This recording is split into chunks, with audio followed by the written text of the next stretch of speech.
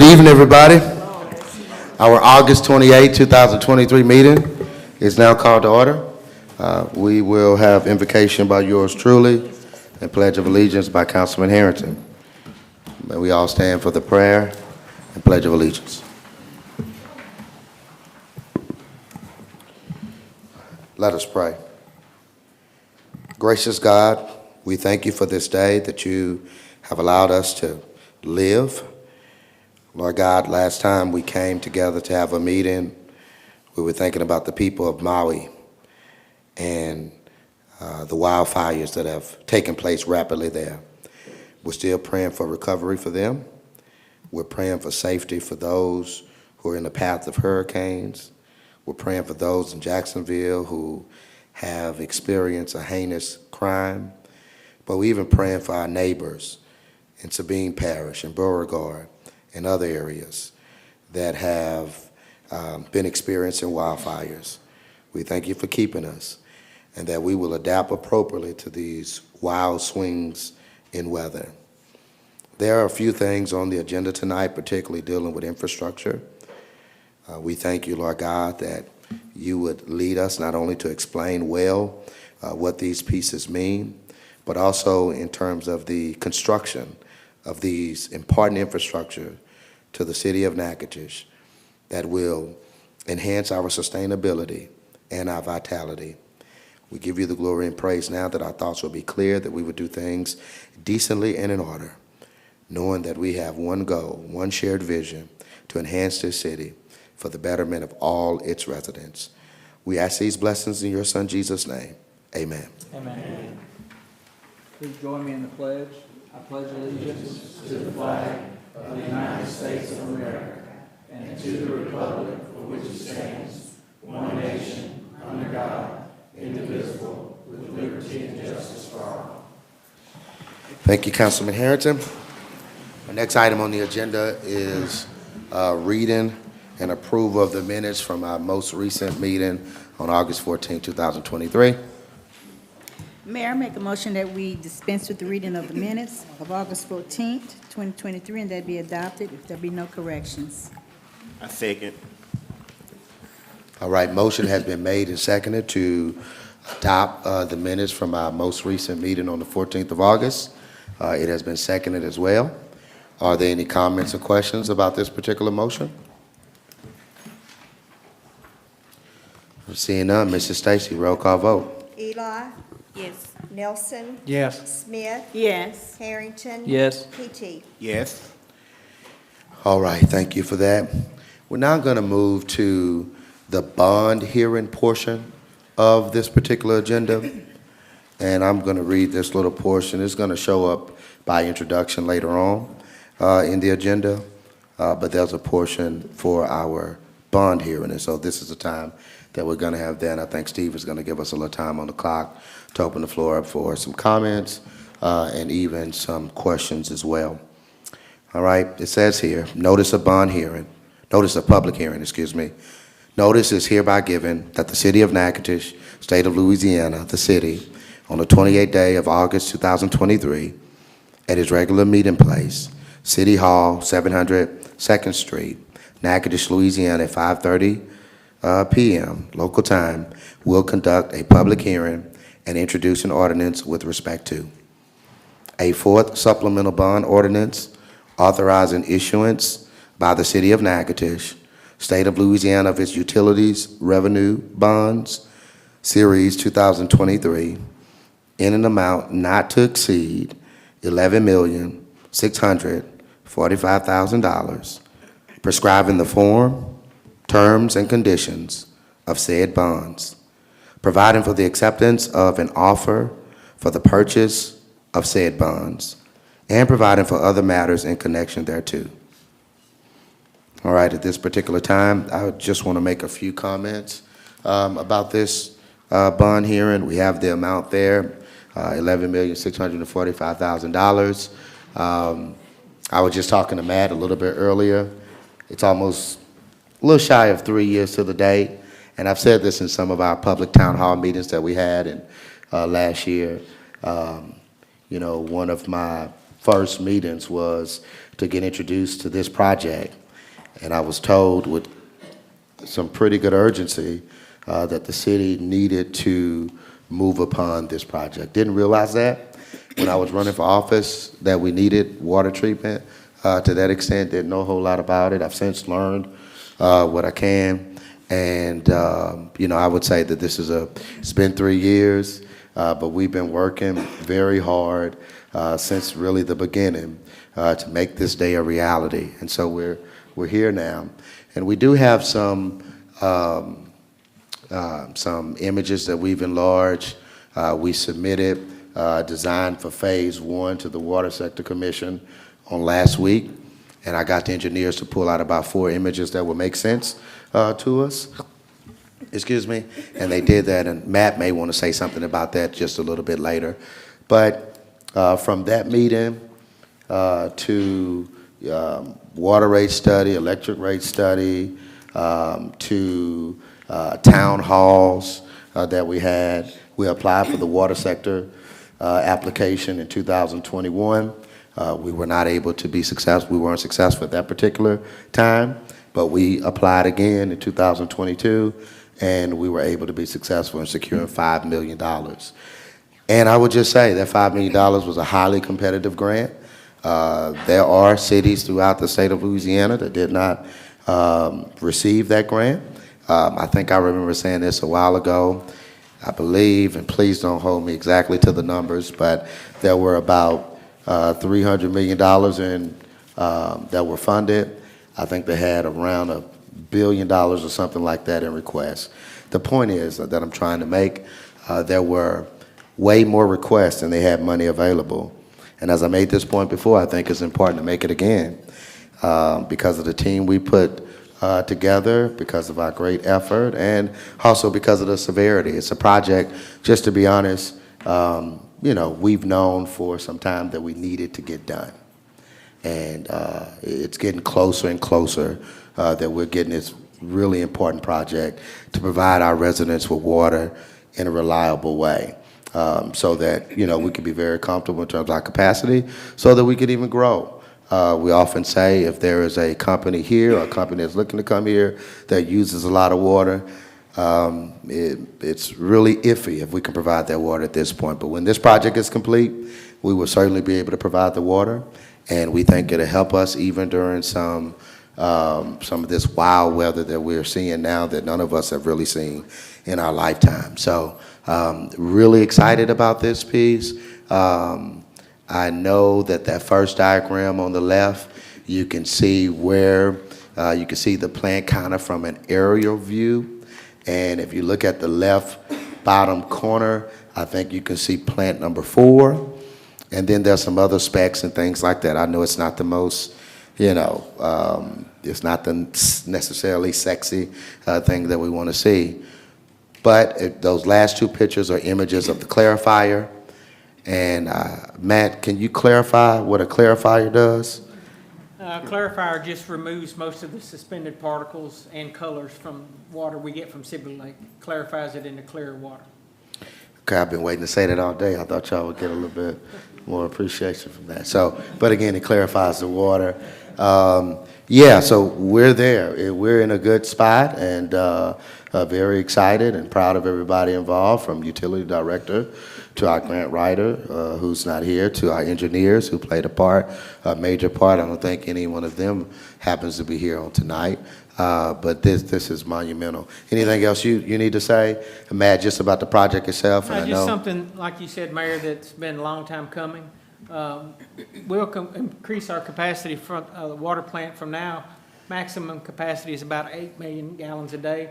And right now, for the past month, we've been making 8 million gallons a day just to keep up with demand because of, people watering their lawns, trying to keep their shrubberies alive. And, we've had a lot of water leaks in the past couple weeks, especially because of the dry ground.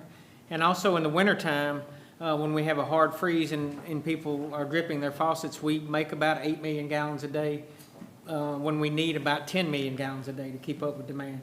So when this project is complete over the next till 2026, it's about a 3.5-year project. we'll see our demand, our capacity grow from about 8 million to 12 million a day. 8 million to 12 million gallons? Yes, we hope to, once this new plant is online, then we do the rehab of 2 more plants, we should be at about 12 million gallons a day. Awesome. Up from a max capacity of 8 million. Correct. Is that correct? Yes. Really good. And we do have Namdi here.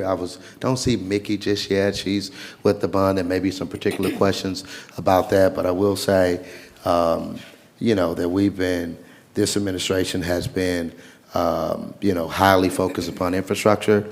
Today's agenda shows that out with the moving forward of our water treatment plant, number 4, and the rehabilitation of plant number 3. We've made this case that, that's a separate issue from the water lines. There still, unfortunately, are some cases of brown water, tinted water, yellow water. And I often look at it like this. You have a certain amount of money, but you just never have enough to do all you need. Sally Sue has $20. With that $20, she can go to the movies and get some popcorn, or she can go to the skating rink and get a nachos. She cannot do both because Sally Sue just has $20. So I say that just to say nobody's not trying to address those issues, but with due time, I hope that we're showing you that we want to address those major infrastructure needs, and certainly water lines are a part of it. One thing we've done, and I think the way I read the applications that we've submitted over the years, is that we've looked at, just to talk a little bit about water lines, we've, I think we submitted, the only administration to submit to the capital outlay process for water lines. Other administrations have submitted for other things, and they've submitted for some worthy projects. I'm not saying those are not worthy projects, but we, as far as I read the applications, as far as back as I can go, we are the first one to submit for water lines. Now, we didn't get it. We do have an application out, Delta Regional Authority. Hopefully, we can get that to extend some more in West Natchitoches. That's kind of where that grant goes. And we are, we're just looking for ways in which every way we can to improve the infrastructure that we have here. We've been tireless in that endeavor, and we're going to continue to be tireless in that endeavor. All right, we've given ourselves about 15 minutes. I see Mickey has just come. All right, Mickey, we don't know if, why don't you just come to the podium, Mickey, and get you to introduce yourself. She's in on this deal with us in terms of the bond commission. We'll get her to come to the podium, state your first and last name, and whatever you have to say, and maybe that's some questions. Good to see you. Sure, good to see you. Good afternoon, everyone. My name is Mickey Matthews. I am with Piper Sandler, and I am part of the bond financing team. And exactly my role with the team is to actually go out and sell the bonds on behalf of the city. So I do have some information to share with the council and with you, Mayor. If you give me a second, I'll bring it up, and then I'll talk through it. But here we go.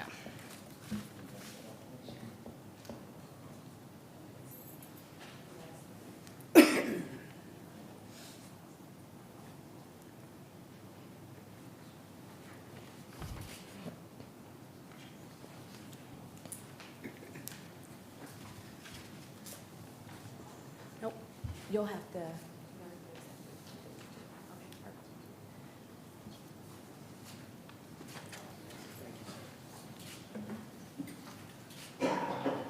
And I just wanted to provide some information just to show you exactly where we are in the process and kind of some of the next steps.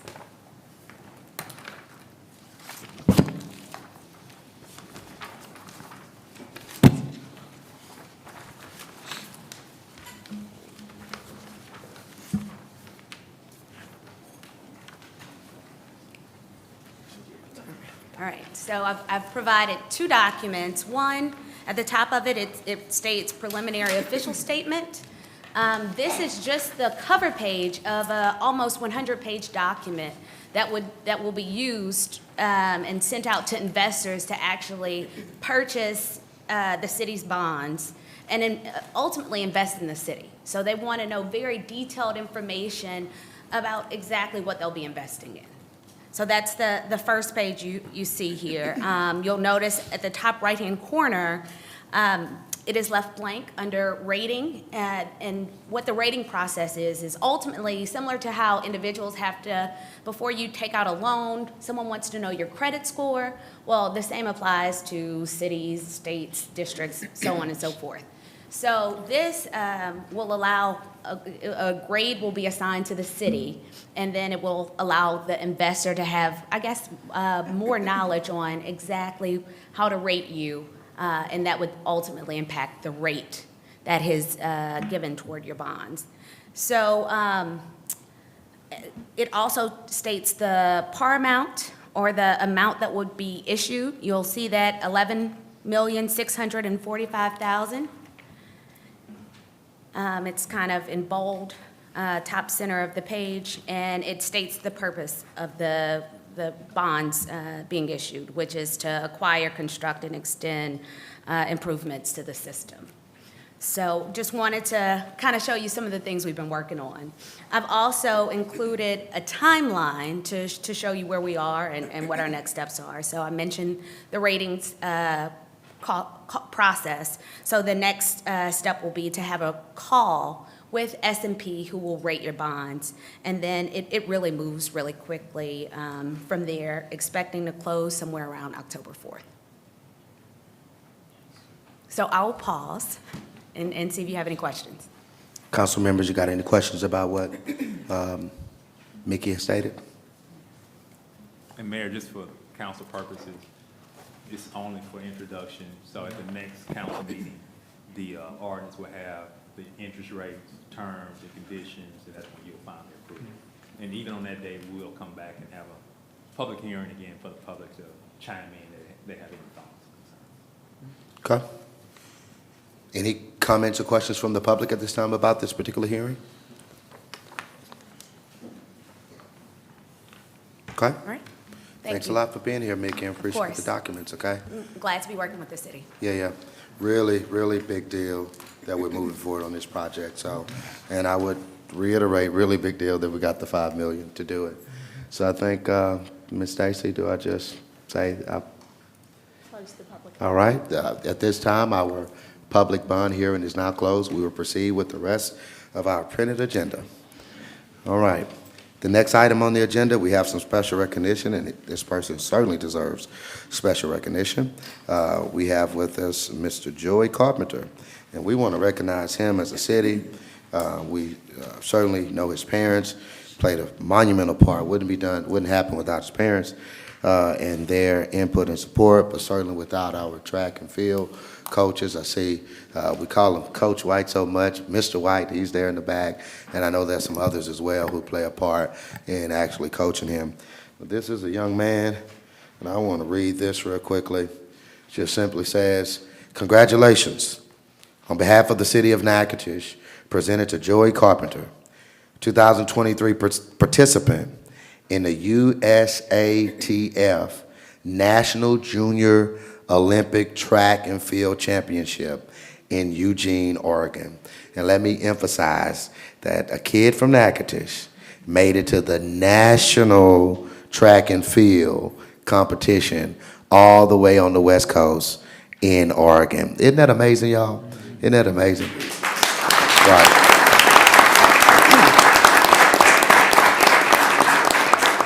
Certainly deserves it.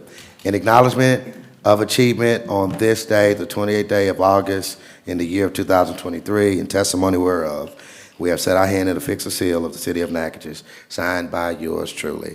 I think we have, is it Joey Carpenter Jr.? Junior, right? Okay, Joey Carpenter Jr. is here. I see also Coach White, whoever else is influential in him getting there. We know that it's not him by himself. We often hear the term, it takes a village. So we want to get a picture with you, Joey Carpenter Jr. Don't know if you would have some words. If you want to have some words, we'll let you have them at this time. You want to say anything? All right. He's a runner. He's a track star. All right. Kevin Warner has something he'd like to say. I just want to add to it that he didn't just go compete in the he competed well. He placed 17th in the 100 and the 200. Wow. And he placed 6th in the long jump nationally against Wow. all the other people around the nation. Really good, really awesome. Appreciate that comment, Kevin. Kevin wants you to come as well. Y'all will snap a picture real quick with our star, all right? Look at that. Look at it. I'm gonna get in this picture. That's good.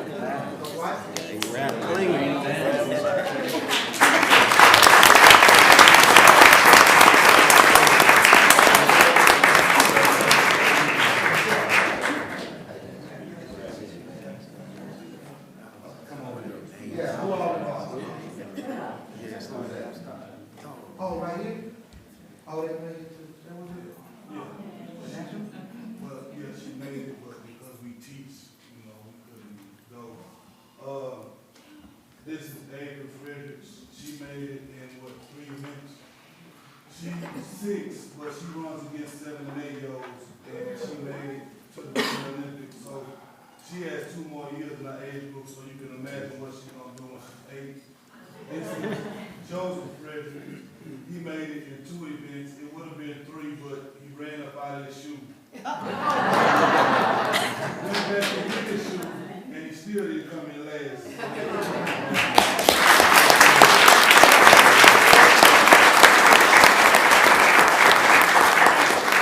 They have a son that's not here. He's at football practice. He throws. He made it also. So if you want a good athlete, you can talk to. We remember the son that used to play basketball at Central too. I remember him, yeah. Awesome. Come on, let's get on in together. All right. Oh, we still got that, Kevin?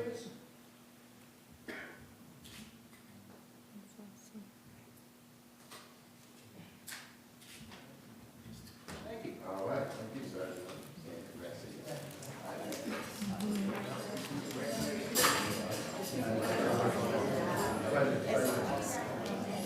That is awesome.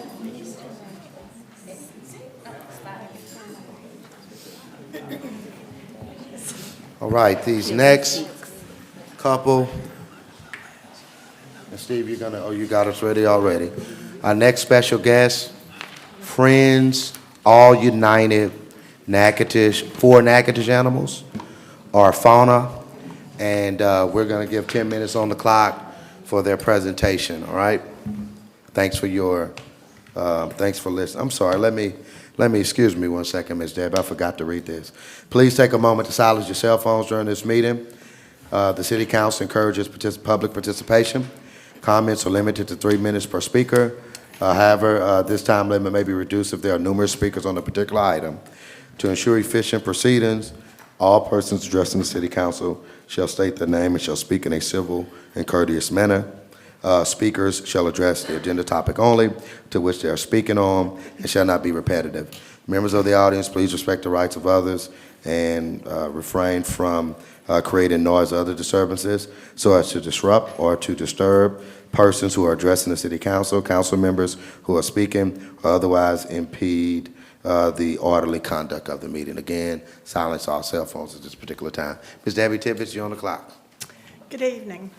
I am Debbie Tibbetts with Fauna, Friends All United for Natchitoches Animals, and also the coordinator for Spay Natchitoches. I'm much better at helping people get their pets spayed and neutered than I am public speaking, so please bear with me. Locally and nationally, the steady stream of unwanted pets is becoming a raging river. And although there are rescue organizations and individuals who work tirelessly to make things better, it is impossible to stem the tide without reducing the number of animals being born. As noted on page 6 of the council's binder, 1 dog or cat can produce numerous offspring in 1 year's time. These offspring often end up neglected, abandoned, or surrendered to the city shelter.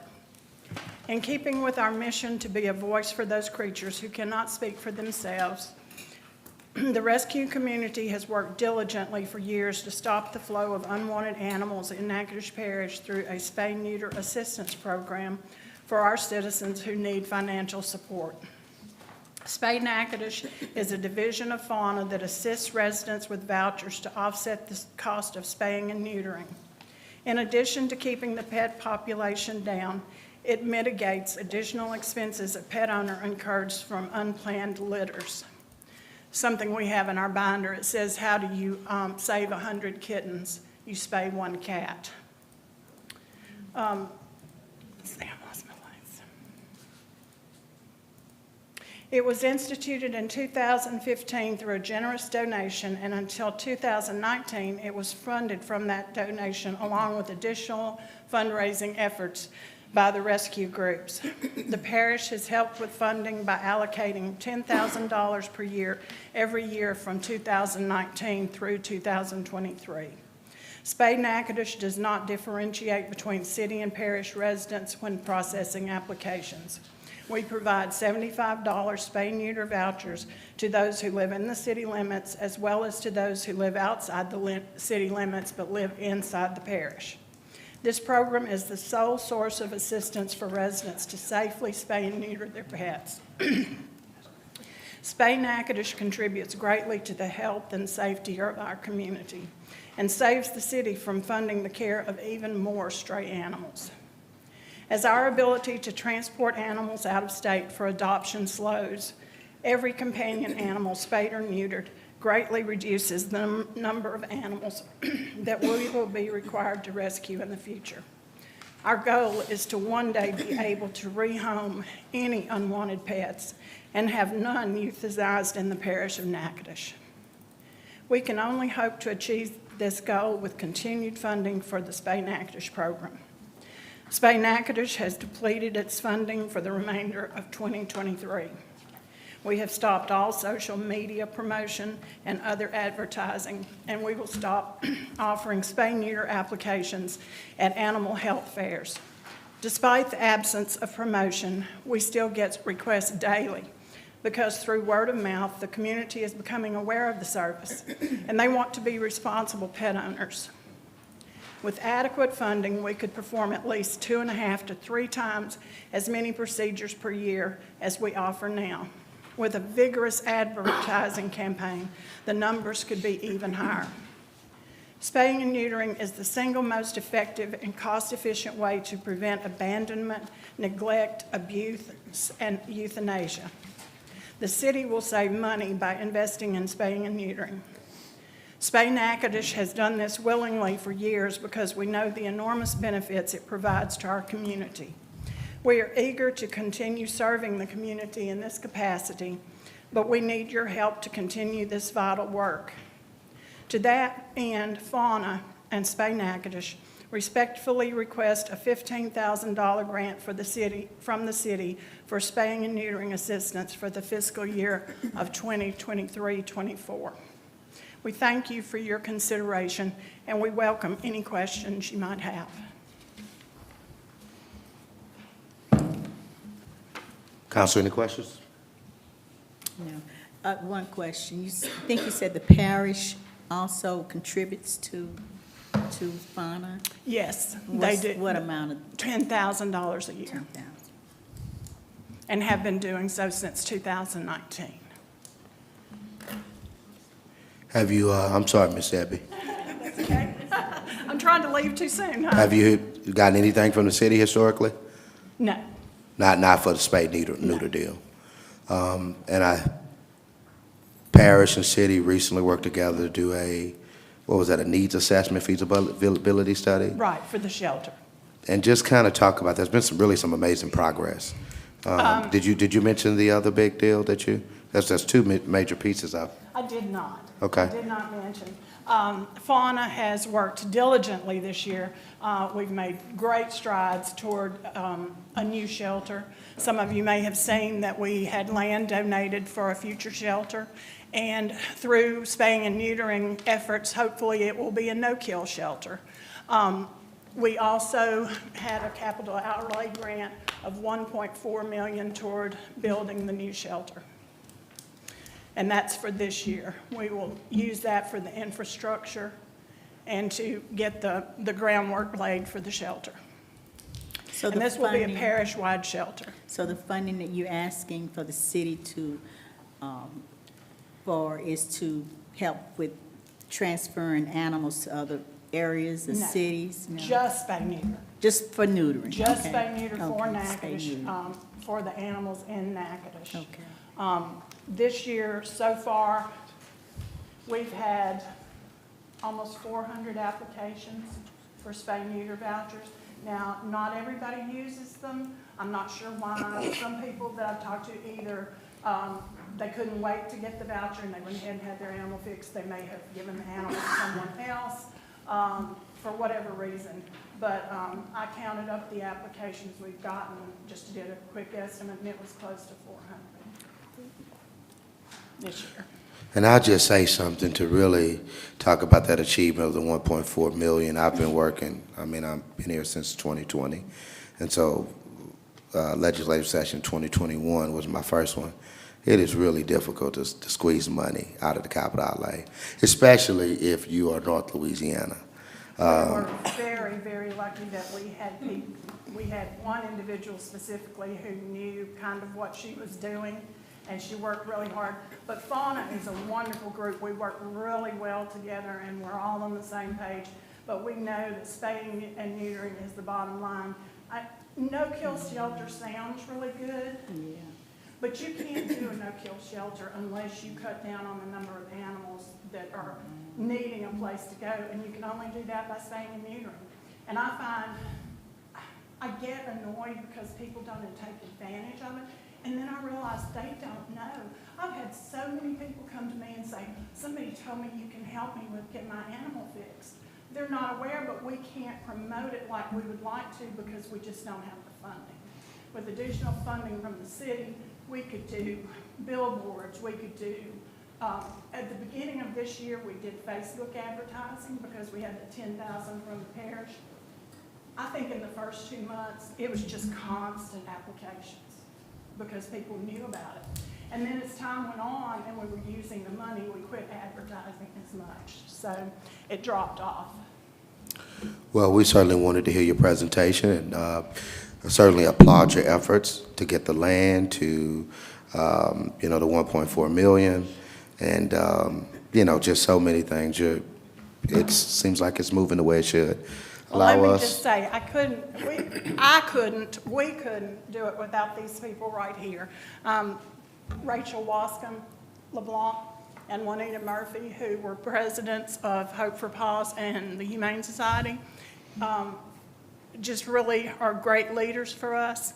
And we have had so much interest and so many people work so hard. And I will say that we have applied for some grants for spay-neuter. They're hard to get, and we don't know what we're doing. But Jennifer Long has worked very hard for spay-neuter grants. And who knows, hopefully we'll get some, but we don't know. It's not sure. And that's why we really could use help from the city, because at this point, we can't do anything else the rest of the year to advertise spay-neuter because the funding's just not there.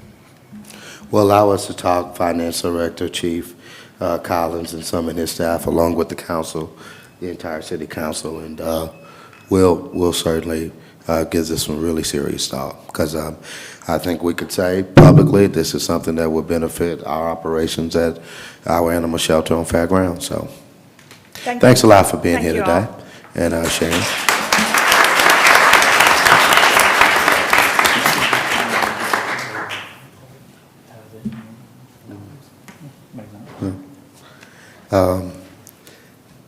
All right, our next special guest is Crime Stoppers. We've got the Crime Stoppers board here with us today. And as you're coming to the microphone, state your first and last name. And I already talked to them about how much time they need. They said they need 5 minutes, so it's not that, they already told me how much time they needed. So, Steve, thanks for putting that on there. Thank you so much. Good evening, everyone. My name is Carmela Parker, and I'm the president of Crime Stoppers. I'm here with my vice president, Jay Sharplin, as well as our city police liaison, public information officer, Officer Greeley. And we're so delighted that we have such a great partner with the Natchitoches City Council and the mayor, as well as with our various business partners. I would be remiss without saying we are so grateful for Epic Touch. They are the individuals, the corporation that has provided that number, 318-238-2388, that everyone gets a chance to call and say whatever tip that they have anonymously. With that being said, I'm gonna go ahead and turn it over because we're on a time. 5 minutes, there you go. Like Ms. Parker said, my name is John Greeley. I just wanted to touch on a few of the highlights that we've had this year as far as our tips. Going back to June of last year until today, we've got a total of 135 tips that have resulted in 9 arrests.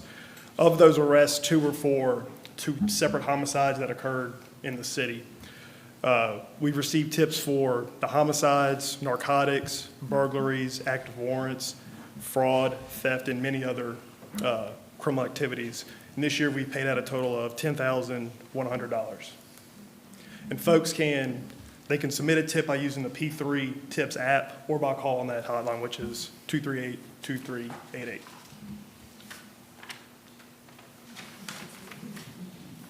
So as you can tell, it's working. It's working. And how my vice president always says, it's like our insurance policy. It's there if you need it. Individuals can definitely call in, and we operate a little differently. We don't publicly go out and say each and every one, and it's because we want our tipsters to remain anonymous. We live in a very small town, and it can be possibly very easy to figure some things out. So we tend to give out a yearly readout, and we may go to every 6 months, but right now, and they know me, I say no shenanigans, we do a yearly readout. So if y'all have any questions, we're here to answer them, but thank y'all so much for your participation, being partners with our organization. Well, we need to thank you too, Dr. Parker, Corporal Greeley, Mr. Jay Sharplin. There are others who are not here who meet, what is it, once a month? Yes, sir. They meet once a month to decide, they look at the tips they've got and they decide on how they're gonna do the award. And look, you know, this started in 2021, I believe, June or July, and to say that 2 years later you've got $10,000 in awards, that is just amazing. It's showing the growth of the program. It's showing people are becoming more comfortable with the program. In fact, Chief Collins reminded me that, you know, now, have you seen the new design of the police vehicles? Have y'all seen that? Oh, yes. You know, that's totally all my idea, by the way. I'm joking. At first I was kind of like, I don't know about this, Chief, but it actually grew on me. And I think it's a really good design. But I bring it up because at the back of it, the back of the car, you'll see the Crime Stoppers number. So that's kind of a rolling deal. People can see that number. Totally anonymous. No way you can be known unless you're running your own mouth. But it's totally anonymous, and it's helping. And I'll say something else, and I certainly want to, if folks have questions or comments for Crime Stoppers, but we have been seeing actually what I would call a remarkable decline in some instances. I know MPD don't like to talk about that a whole lot. They like to get some wood and knock on it, just kind of let you know. But, you know, our detectives have been doing an unbelievable job, and that was one homicide that we got a case, so Crime Stoppers is playing a part in there.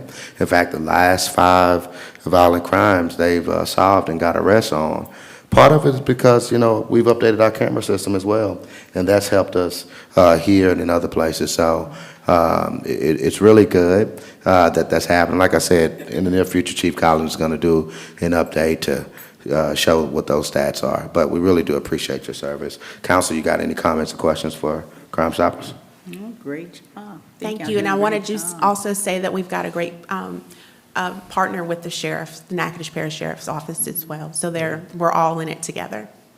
And with the thing Northwestern, about it, I yes. think, once they get a conviction, then the person who, I guess, reported gets paid. Is that how it goes? Well, once It it's depends on at the conviction. arrest. No, So it's even just at before the conviction? It's Before after the the arrest, not conviction, the it's at the conviction. arrest. It leads Okay. to an arrest. Well, great. And so that's what we are doing. And for those who might not know, even our police officers don't know where that call center is.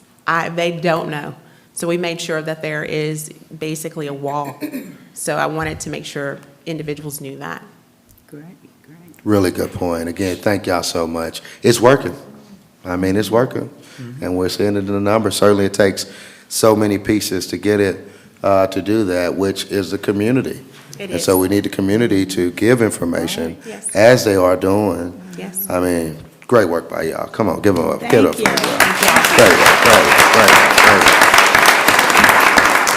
We appreciate it. helping to keep us safe. All right, we've got a couple proclamations, I guess really 3 proclamations here. First one read by Councilman Nielsen, and it's going to recognize Sickle Cell Awareness Month. Thank you, Mayor.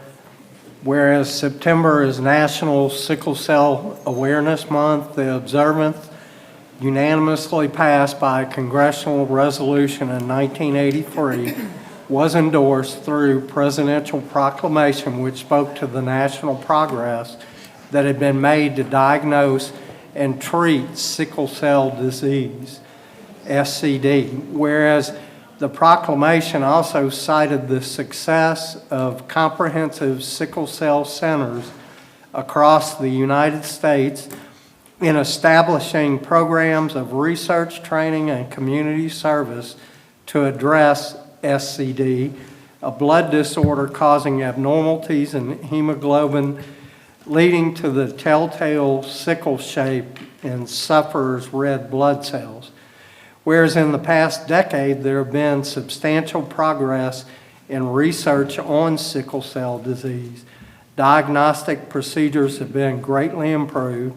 Measures to ameliorate excruciating, painful sickle cell cries have been introduced for those afflicted with the disease, whereas the sickle cell disease, SCD, presents grave health challenges for an estimated 100,000 Americans. For some, it triggers intermittent episodes of pain, difficulty with vision, and serious fatigue. Others, survivors, experience this disease more acutely. SCD can cause infections, strokes, and even organ failure. Whereas for almost everyone impacted, coping with inherited red blood cell disorders means putting plans on pause, living with excruciating pain, paying for expensive treatments, and hoping for a day when medication and doctor visits no longer interrupt life. Whereas during National Sickle Cell Awareness Month, we recognize the perseverance of SCD patients, and we recommit to working with our partners in state and local government, the nonprofit space, and private sector to develop treatments and cures for this debilitating disease. Whereas SCD affects our population unevenly, Black and brown Americans are disproportionately affected. About 1 in 13 Black children test positive for the sickle cell trait, and about 1 in 365 Black Americans develops the disease over the course of their lifetime. Due to persistent systemic inequities in our healthcare system, the same patients are also often the last to get help. Whereas as we continue to research to find a cure for sickle cell disease, let us celebrate the strides our health experts have made in understanding and treating this condition. Let us continue to offer support to those battling its effects today. Now, therefore, I, Ronnie Williams, Jr., Mayor, and the Natchitoches City Council do hereby proclaim September 2023 as National Sickle Cell Awareness Month in the City of Natchitoches, and call upon the residents of Natchitoches, Louisiana, to learn more about the progress we are making to reduce the burden of this disease on our fellow residents. And I move that we adopt Proclamation number 76 of 2023. Second. Motion made and seconded. Many of us may know individuals who have been directly impacted by sickle cell anemia. I personally do. Someone I graduated with, or actually was a year ahead of me, lost his son, very early age. And then one of my good friends in high school, his wife, is no longer with us because of this disease. So those facts that were read by Councilman Nielsen are just that. They are facts, and they do impact the African-American community disproportionately. Mrs. Walters, you're here. I know you handed us something. Is there anything you would like to say before us all? Or?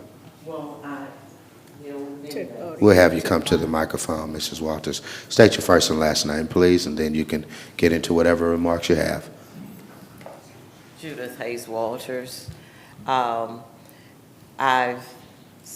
placed in front of the department heads a packet where you can, and a sign where you can post to announce Sickle Cell Month and to give your employees one of the ribbons that's in one of the bags. We feel that this is a very important disease that we need to note, and sometimes it has been downplayed.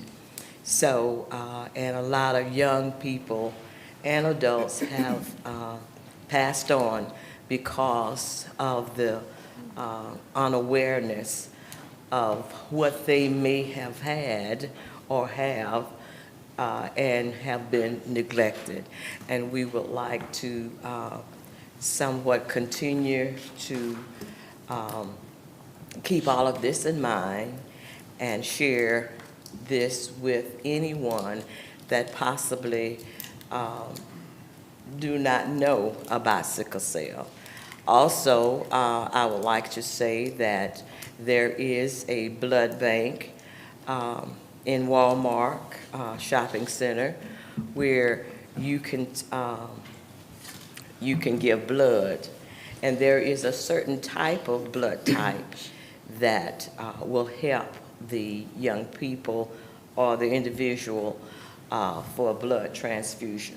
So, and it will also tell what blood type you may have. So I encourage you to also do this in remembrance of those people that have gone on, and to be very thoughtful of those individuals for the future. Thank you. Thanks a lot. We appreciate you for bringing attention to this very important matter. Seems we have another young man who's here today. Will you please state your first and last name, sir? Yes, sir. Good afternoon, everyone. I am Andrew Wesley. I am the chapter bacillus up at Northwestern State University for the Theta Delta chapter of Omega Psi Phi. I just wanted to come up here and just say I echo everything that this young lady just said, and we'll be spearheading this movement with her through the month of September. So that's pretty much, I just wanted to come up here and just share my support, as well as letting her know that whatever you need, if you need anything from our chapter, from myself, just let us know. Thank you. Thanks a lot for being here today, sir. Really appreciate it. Ms. Okay. Hayes, this is a project, a service project of the Crew of Excellence, correct? Yes, this is a service project of Crew of Excellence. And the young man, if you, I think the and our President Ralph Wilson of Crew of Excellence is here. We want to recognize him. Come on, let's take a picture. Oh, Ralph's the president? Yeah, Ralph Wilson is the President of Crew of Excellence. This is a service project. Crew, I'm a member.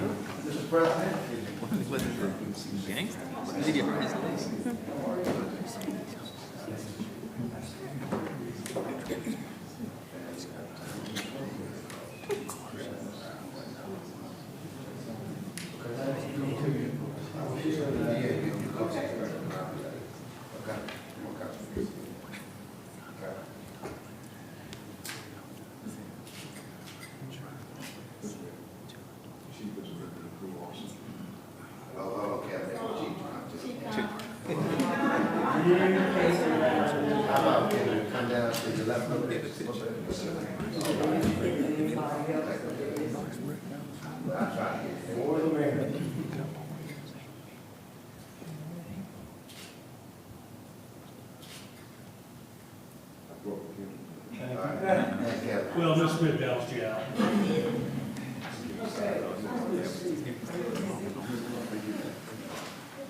Once again, thanks for keeping up awareness for sickle cell anemia. We have another proclamation, and it's read by, oh, that's right. Thank you so much. We got the motion and the second. Comments or questions, council?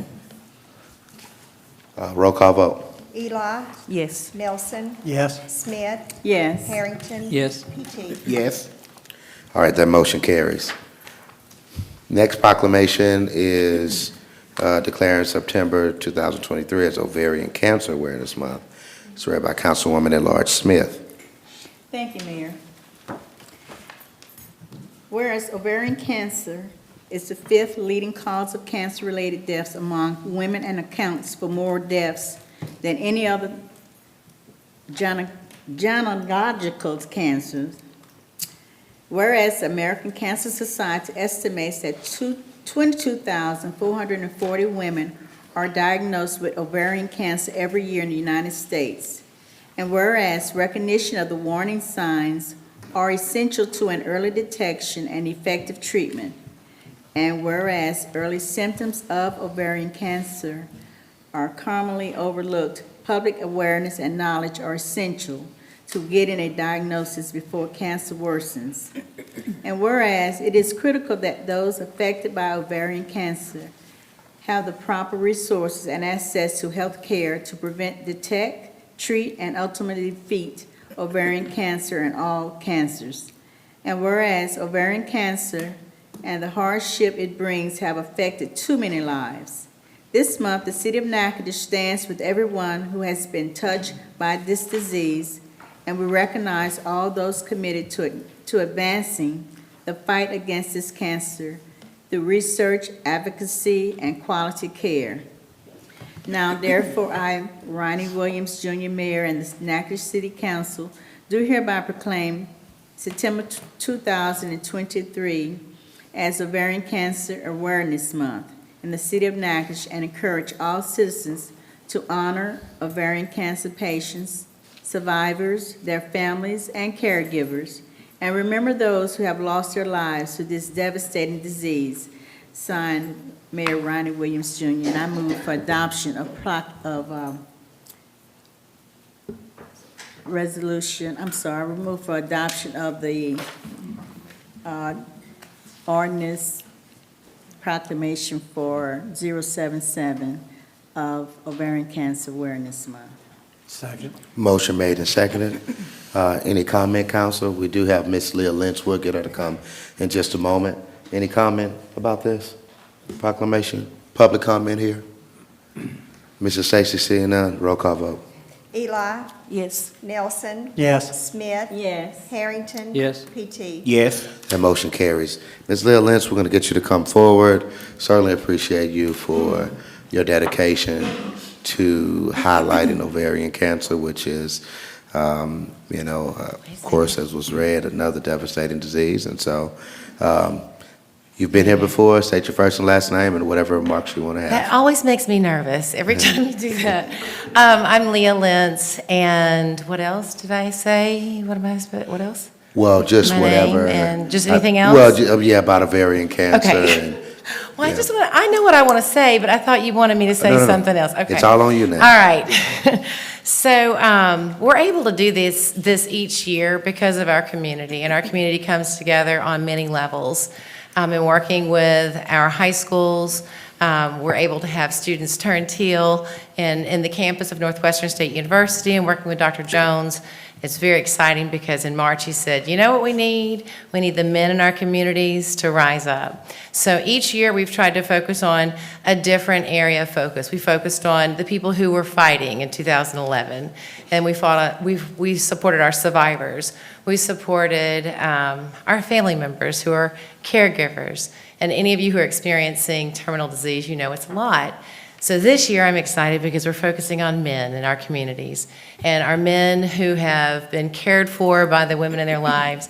We're asking that you take the initiative and talk to the women in your lives and ask them, do you know your history? Because often we don't know what our genetic background is until we're in crisis. So we want for you, with all of our family, talking about all of our history and asking about being a medical advocate. And particularly in our communities with minorities, we're asking for our men to be advocates. And across our community, we're going to turn teal again. If y'all want more candy, I have it for you. It was good, wasn't it? I told you a little. And I also asked, everyone's going to turn teal on Tuesdays in September. So every Tuesday, please keep up with your ribbon, or wear any ribbon, or you wear any other color teal with it. As you can see, over the years, teal has looked a lot of different ways. I didn't know what teal was until my mother had ovarian cancer.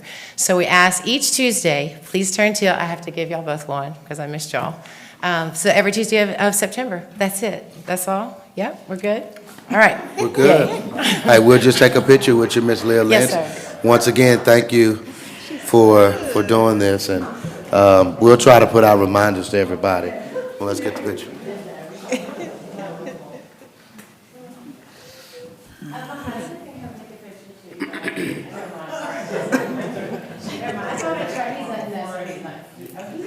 Come on, John.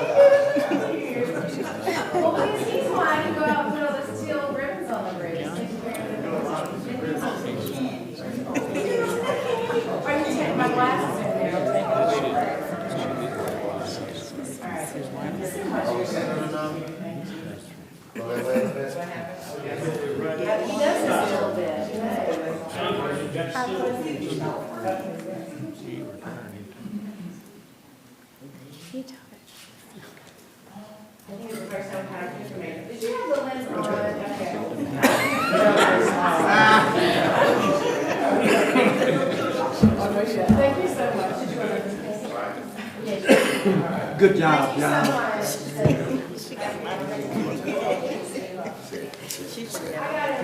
All righty. Certainly another worthy cause, and every Tuesday in September. Every Tuesday in September, starting next Tuesday. All right, one final proclamation for tonight, and it's read by Councilman PT. Thank you, Mayor. Whereas records show that the concept of the meat pie took shape in the mid-1700s in Louisiana by Native Americans and later enhanced by the Spanish. Whereas 55 years ago, James Lazion opened his meat pie kitchen, which is still in operation today in historic downtown Natchitoches. Whereas the recipe of the meat pie has changed slightly from its inception and has been handed down from generation to generation. However, the basic ingredients and the process for creating the meat pie remains the same. Whereas with abundance of excitement in 2002, the Natchitoches Meat Pie Festival was formed to celebrate the noted culinary staple in Natchitoches, Louisiana. Whereas in 2003, the Natchitoches Meat Pie was named Louisiana's official meat pie, and Natchitoches was one of the last cities to not have an identified food festival until 2002. Whereas the annual festival attracts visitors from throughout the state and over a dozen of other states as well each year. Whereas the organizing committee for the festival is a complete volunteer committee. Whereas the Natchitoches Meat Pie Festival is returning by popular demand after a 2-year break due to the novel coronavirus. Now therefore, I, Ronnie Williams Jr., Mayor, and the City of Natchitoches do hereby proclaim September 15th and 16th, 2023 as Natchitoches Meat Pie Festival Day. I so move to adopt resolution number 078 of 2023. Second. All right, motion is made and seconded. I mean, the meat pie is just indicative of Natchitoches. It's one of those, things you think about with Natchitoches. Goes with the Christmas fest and Steel Magnolias. The meat pie is right up there. So this festival has been going on since 2002. One thing that's really unique about this particular one is that they've continued to have the festival with no admission, no charge to people. And I met with Mr. Jimmy and Mr. Matoya here pretty recently. They've been part of the group that spearheads, plans, and organize this, festival that is just a part of who we are. We're Festival City, and it's become a part of who we are. So don't know if you have any comments. We'll ask them to come in just a little bit if they want to say anything, but any comments, questions here, Council? Okay. Any other public comment? Oh, yes, ma'am, please. And you're Miss Natchitoches Meat Pie. Okay. Please just state your first and last name before your remarks. Yes, sir. Hello, everyone. I am Elizabeth Albert, the Miss Natchitoches Meat Pie Festival Queen. Sadly, I will be crowning a new queen Saturday, but I take my job very seriously, and it will not stop until the last second. I urge everyone to come out the third weekend of September to enjoy the festival. We will have fun for literally everyone, from the babies all the way up to the elderly. We have live music, hot air balloon rides, children's activities, live music, fireworks. I have proudly represented this festival and the city of Natchitoches from Plaquemines Parish all the way up to the tip of North Louisiana, and it is something that I will cherish for the rest of my life. And I am so thankful that y'all recognize and respect the festival and our hardworking board members. Without them, it would not happen. Thank y'all so much. Thanks. We appreciate it a lot. And what you stated is, if you haven't been, you'll be really impressed with all that it is to do when you go to the Meat Pie Festival. So we really appreciate you taking your duty seriously and representing the city of Natchitoches. It's been a year that you've done it? 2 years. 2 years. So it's really Okay. hard for me to let it go. Gotcha. Is the pageant when this Saturday? Saturday. Where is it located? Where is At it? the junior high school at 2. At Natchitoches Junior High at 2. So if you're in the pageants, Natchitoches Junior High at 2, the Meat Pie pageant will be held. And you can find information about that on Facebook. My director's contact information is on there. So if you have any young women who like to come compete, please, I urge them to do that as well. This opportunity is absolutely unbelievable. Right. Again, Thank you. thanks again for that. Thank you. All right, Mrs. Stacy, we are going to give Mr. Jim and Mrs. Matwai, if they want to say something. We're going to do a roll call vote now. Eli, Yes. Nelson, Yes. Smith, Yes. Harrington. Yes. PT. Yes. All right, that motion carries. Mr. Jim and Mr. Matwai, I don't know if there's anything you need to say. We certainly want to snap a picture with you, and also our queen, as she is getting ready to turn the crown over. But any remarks you'd like to make?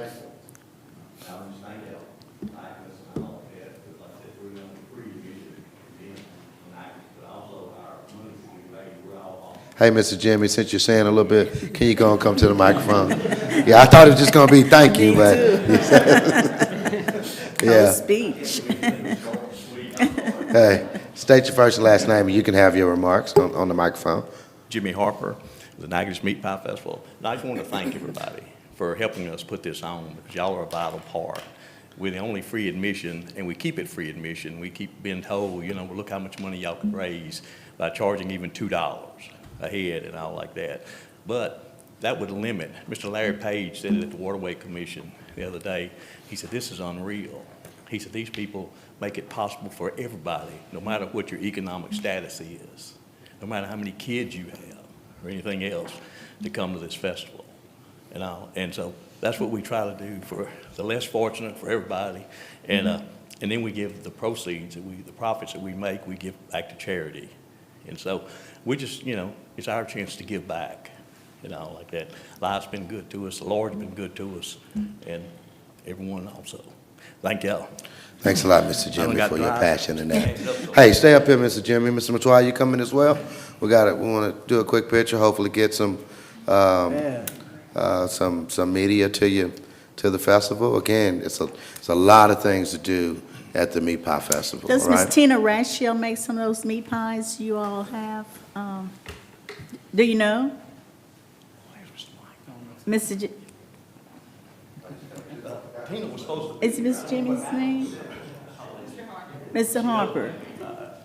Does Miss Tina Rashiel make some of those meat pies, I think? Okay, I've seen her at some of the festivals.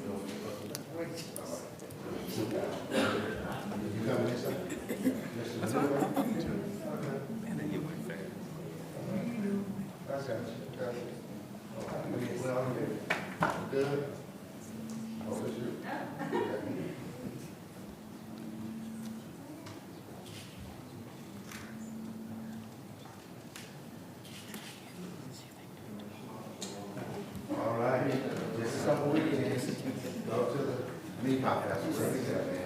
I want to be there like that. You too, sir.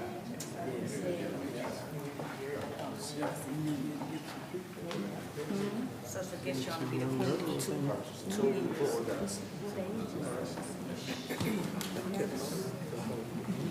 Okay, all right. Next item on the agenda, we've got two planning and zoning items that were introduced at our August 14th meeting. They're up for final at this particular point. The first one of the two is read by Councilwoman Washington Eli. Thank you, Mayor. Ordinance number 044 of 2023, an ordinance amending the ordinance number 64 of 2001 by changing the zone classification of the property described as follows. Lot 62, foot front side east of Washington, east by Cane River Lake, north by Pullman, south by Brown, 911 Washington Street. The ordinance was introduced on August the 14th, 2023, and published in the Natchitoches Times on August the 19th, 2023. And I move to adopt ordinance number 044, 2023. Second. All right, motion is made and seconded to adopt this particular ordinance. This was introduced at our previous meeting on the 14th. So they want to rent this out to folks who are vacationing here in the city of Natchitoches. Now, one of the points that has been made is that this is an area where there are other B&Bs and other type dwellings. So again, Council, I'm not sure if you have any comments or questions. Any comments in general about this particular item? Seeing none, Mr. Stacy, roll call vote. Eli, Yes. Nelson, Yes. Smith, Yes. Harrington, Yes. PT. Yes. As we move to the next one, you'll see later on in the announcements that there is and I'm taking the advice of Councilman Nielsen, there's a Airbnb webinar on Thursday at 1 o'clock, 1 to 2. And so what we're going to do is show it from here, the City Council chambers, and we're going to invite the public to come, and if there's some discussion afterwards for that. So we'll do that again, taking Councilman Nielsen's advice on that and have it. So first thing in the morning, Aziza will start publishing, and hopefully we can get it to the Journal and other medias, so that, other forms of media, I should say, so that we can publicize that, all right? Because I know that's been a pretty much hot topic everywhere. All right, Councilman Nielsen, you're reading this next one. Thank you, Mayor. Ordinance number 45 of 2023, an ordinance amending ordinance number 64 of 2001 by changing zoning classification of property described as follows: lot east 2nd Street, north by Caffey, south by Church. Whereas Planning Commission of the City of Natchitoches, State of Louisiana, has recommended at their meeting of August 8, 2023, that the application of the First United Methodist Church to rezone the property described above from R1 residential to R1 residential with a special exception to operate a business office for the church be approved. This ordinance was introduced on August 14th, 2023, and published in the Natchitoches Times on August 19th, and I move that we adopt ordinance number 45 of 2023. Second. Motion made and seconded. Again, it's pretty straightforward to do the rezoning here. Again, I think you said, Councilman Nielsen, to use this as an office, right? Is that what it's going to be? The space is going to be used as an office. Any comment here about this particular agenda item?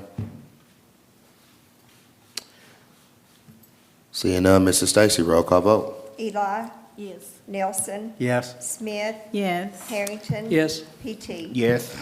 All right, that motion carries. Our next item is read by Councilman Harrington, dealing with a tower cam from KTBS.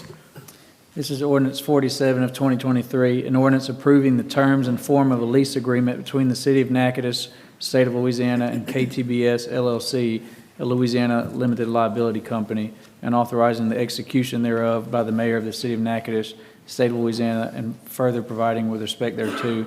This was introduced previously. This is a camera going on a telephone pole overlooking the downtown area. And in fact, if I'm correct, they're paying the city, I think it's $100 a year for the use of it, and there's no cost to the city, really. So I move to adopt ordinance 47 of 2023. Second it. A good point, Councilman Harrington, to pull out the fact that, again, the city is not paying for this at all. If you watch the weather report through KTBS, I think KSLA may do it as well, but this one's going to be through KTBS.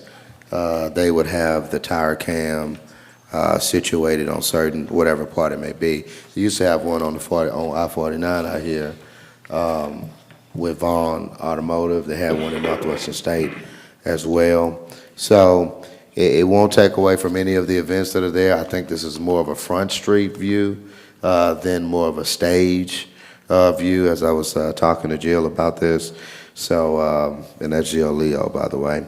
But again, it's just help to bring some attention to Natchitoches. They may say, beautiful day in Natchitoches. Think they got the Jazz Fest going on today, or the Meat Pie Festival is going on. Ride on down to Natchitoches, ride over to Natchitoches, something like that. So I think there, it's just certainly no way it can hurt us. Certainly think that there are ways it can help us to promote us even more than we already are. Any comment about this particular item? All right, seeing none, Mrs. Stacy, roll call vote. Eli. Yes. Nelson. Yes. Smith. Yes. Harrington. Yes. PT. Yes. All right, that motion carries. We've got about the next 6 items are for introduction only tonight. So, of course, that means they will be voted on at our September the 11th, 2023 meeting. And this first one is dealing with sludge thickener, and our Councilwoman at Large Smith is going to be reading that for us. Thank you, Mayor. Ordinance number 048 of 2023 is an ordinance authorizing the mayor of the city of Natchitoches to award the bid for the equipment replacement sludge thicker number 2, City of Natchitoches wastewater treatment plant, which is bid number 0662. Whereas resolution number 042 of 2023 was passed by the City Council on May 22nd, 2023, authorizing the mayor to advertise for the bids for the equipment replacement sludge thicker. And whereas this bid was advertised in the Natchitoches Times on June 1st, June 8th, and June 22nd, 2023, in accordance with the law. And whereas one bid proposal was received and opened, being McManus Brothers Construction out of Mendon, Louisiana, in the amount of $756,000. Whereas on August 16, 2023, the Committee of Clarissa Smith, Finance Director, Ed Lee, Director of Purchasing, Matt Anderson, Utility Director, and Eddie Harrington, Councilman, reviewed the bid proposals for the equipment replacement sludge thicker wastewater treatment plant 06, well, it should be 0662, 0656. And whereas the above appointed committee members unanimously recommend the city to award the bid construction to McManus Brothers in the amount of $756,000, and this is for introduction only. Okay. Thank you, Councilwoman at-Large Smith. Sludge thickener, this is actually a dewatering process, and it allows for the downstream movement, let me say it like this, of stuff. All right, I think you can figure out what that may be. But I'll tell you, one of my first places I went to as mayor, hadn't been back, but I should go back soon, was the sewer plant. And I think when I signed in, the last person that had been there as a guest was like 5 years before. So not many people go out there. They're kind of out of sight, out of mind. But certainly what they do for the city is critical. It's the type of service that when it's not operating properly, you certainly know it. But they keep it operating properly. And so this is one of those maintenance projects that's going to help us do it. Matt, you got any additional comment about this item? Just to add that we have two thickeners, you see them both in that picture, and the one on the lower right is the one that we're rehabbing. It is actually out of service now, so it is down. I guess you can kind of see where on the upper one, the catwalk going to the center motor is connected. On the lower one, it's disconnected now where it broke. And that is original equipment that was put in the sewer plant in 1993. Wow. So it has lived its useful life, and it's time to be replaced. Good. Again, really good agenda. Water treatment, sewer improvements, it's kind of stuff that needs to happen. Yeah. All right, you got any comment, council, comment or question? Here? All right, again, like I said, it's something that we don't see. It's way out there. It's on Fletcher Road. But the work that's done, by people in our sewer department is really, really important to us. So again, just introduced today. It'll be up for a vote next time. All right, the next agenda item, I said it actually would be up for a vote on the 11th, but this one lays over 30 days. So it won't come back until that first meeting in October. But it's read by Councilman Harrington. This is ordinance 49 of 2023, an ordinance extending the city limits of the city of Natchitoches, annexing a 2.17 acre, more or less, tract situated in section 40, township 9 north, range 8 west, Natchitoches Parish, Louisiana. Said tract lying adjacent to and north of Louisiana Highway 3278, together with that area of Louisiana Highway 3278, situated between the 2.1 acre tract in the existing municipal limits of the city of Natchitoches, and further providing for the fixing of a public hearing, advertising, fixing council district for same, fixing zoning classification, and providing for an effective date of the ordinance. It's for introduction only. Okay, all right. I don't think I see anybody. Anybody? Kathy Davis? That's Kathy Davis? All right, come on, Kathy. We did a lot of talking on the phone. Yeah, come on. Have we met before? We've seen each other? Okay, that's right. I know we talked on the phone a lot, but good to see you, Ms. Davis. You're here, so you don't have anything really to say? Okay. I know the owners will be here maybe the first meeting in October. That's when it'll be. Again, this one is a little bit unusual because it lays over for. Just give us a description of the place. I think you can describe it better than I can if you don't mind doing that. Stating your first and last name, where the property is located. All right, I'm Kathy Davis, and I'm a realtor, and I represent the owners in this because they live down south, so it's just easier for me to get here.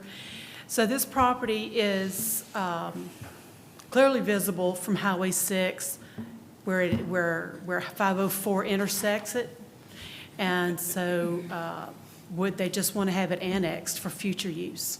You know, they bought additional right-of-way that was that the Highway 3276 or 3278 wasn't using on their side. They expanded that and expanded it on the north side from the, where they picked up some land from the old Highway 6 that was abandoned.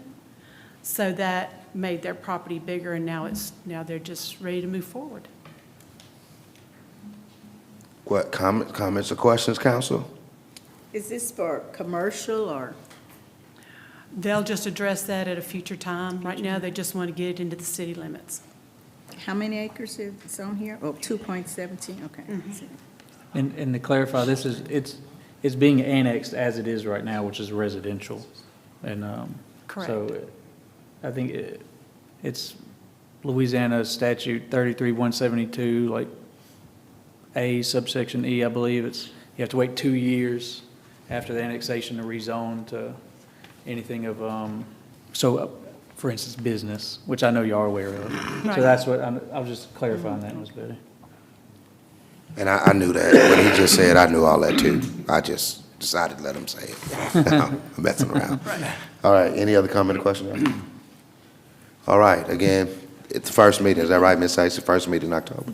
Correct, okay. We'll see y'all then, okay? Thank you. All righty. Just one more thing. Is this on the right side or left side as you're going out sits? Guess it depends on which way. Well, if you're going west on Highway 6 West. and 504 is to your right. To your right, okay. As soon as you turn right, it's 3278 is just that next street to the right. Where the- And it faces 3278. It's on the north side of 3278. Okay. Does that answer your question? It does. Okay. And Thanks a Ms. lot. Betty, I think there's a map. I did attach a map. To show where the property Yeah. is. Yeah, Good. yes, you can take a look at that. Good. I like maps. All right. All right, thanks a lot, Ms. Davis. We'll see you in a little while, okay? All right. All right, the next item on the agenda is read by Councilman Nielsen.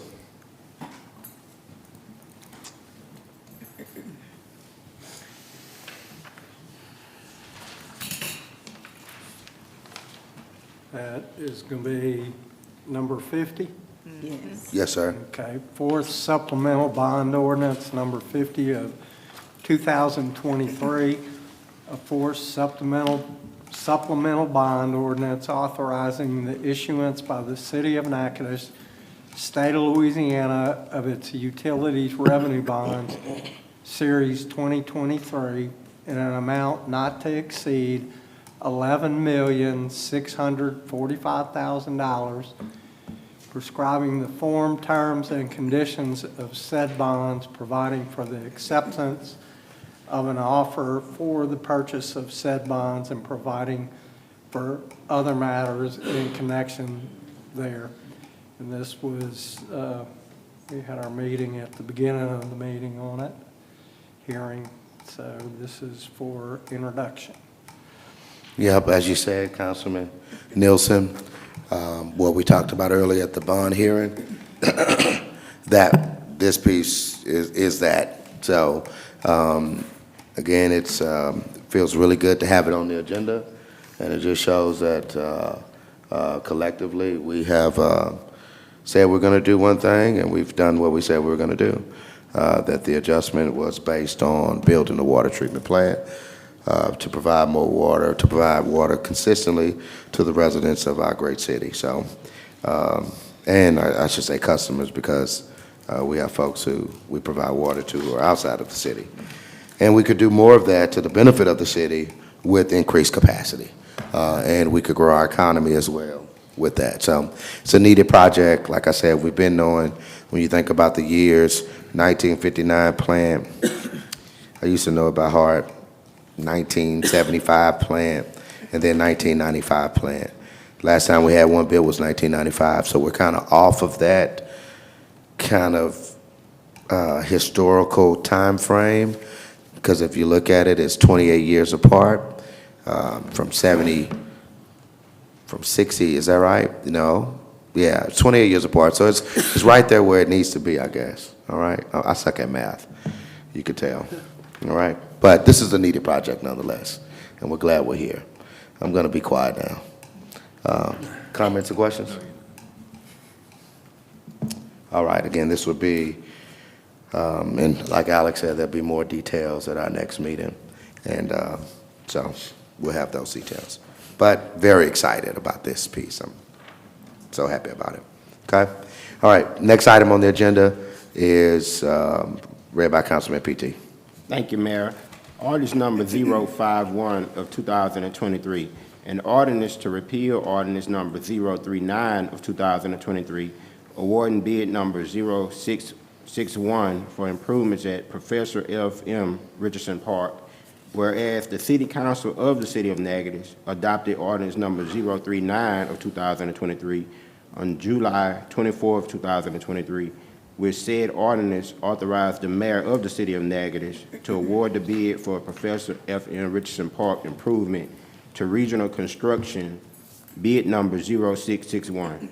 Whereas further, subsequent to the passage of ordinance number 039 of 2023, the City Council was informed that the city had not obtained official approval from the Office of Community Development, Division of Administration, State of Louisiana, to award bid number 0661. Whereas further, the Office of Community Development, Division of Administration has confirmed that an official approval letter will be issued to the city in the near future. Whereas further, it is in the best interest of the City Council to repeal ordinance number 039 of 2023. And this is for introduction. Okay, thank you, Councilman PT. And of course, we don't like to have these particular things on the agenda. And I guess to say that just received word from the Office of Community Development that we moved a little bit too quickly on going out for bid. And thankfully, we didn't go beyond that because could have been some real consequences. We actually had Tracy Watts here on last week, and she explained everything to us. She even said that we should receive a document within the next couple weeks. Got the ERR kind of determined, looked like it was saying we could go out for bids, and that's not what it actually said. So next time we'll just call the office ourselves, call the office directly, and just get from them what that document really means. But nonetheless, should be maybe the next agenda, have something on to advertise for bids, and then being able to move forward like that. So that's what that is, to rescind it. Ed talked to the low bidder, Regional Construction. They weren't necessarily happy about it, but said that they would bid again when we are ready to really advertise for bids. So don't know if there are any comments or questions, council, about this. All right, like I said, we should get that document, I'm told, by Tracy Watts within the next week or so, and then we'll be able to move forward like that.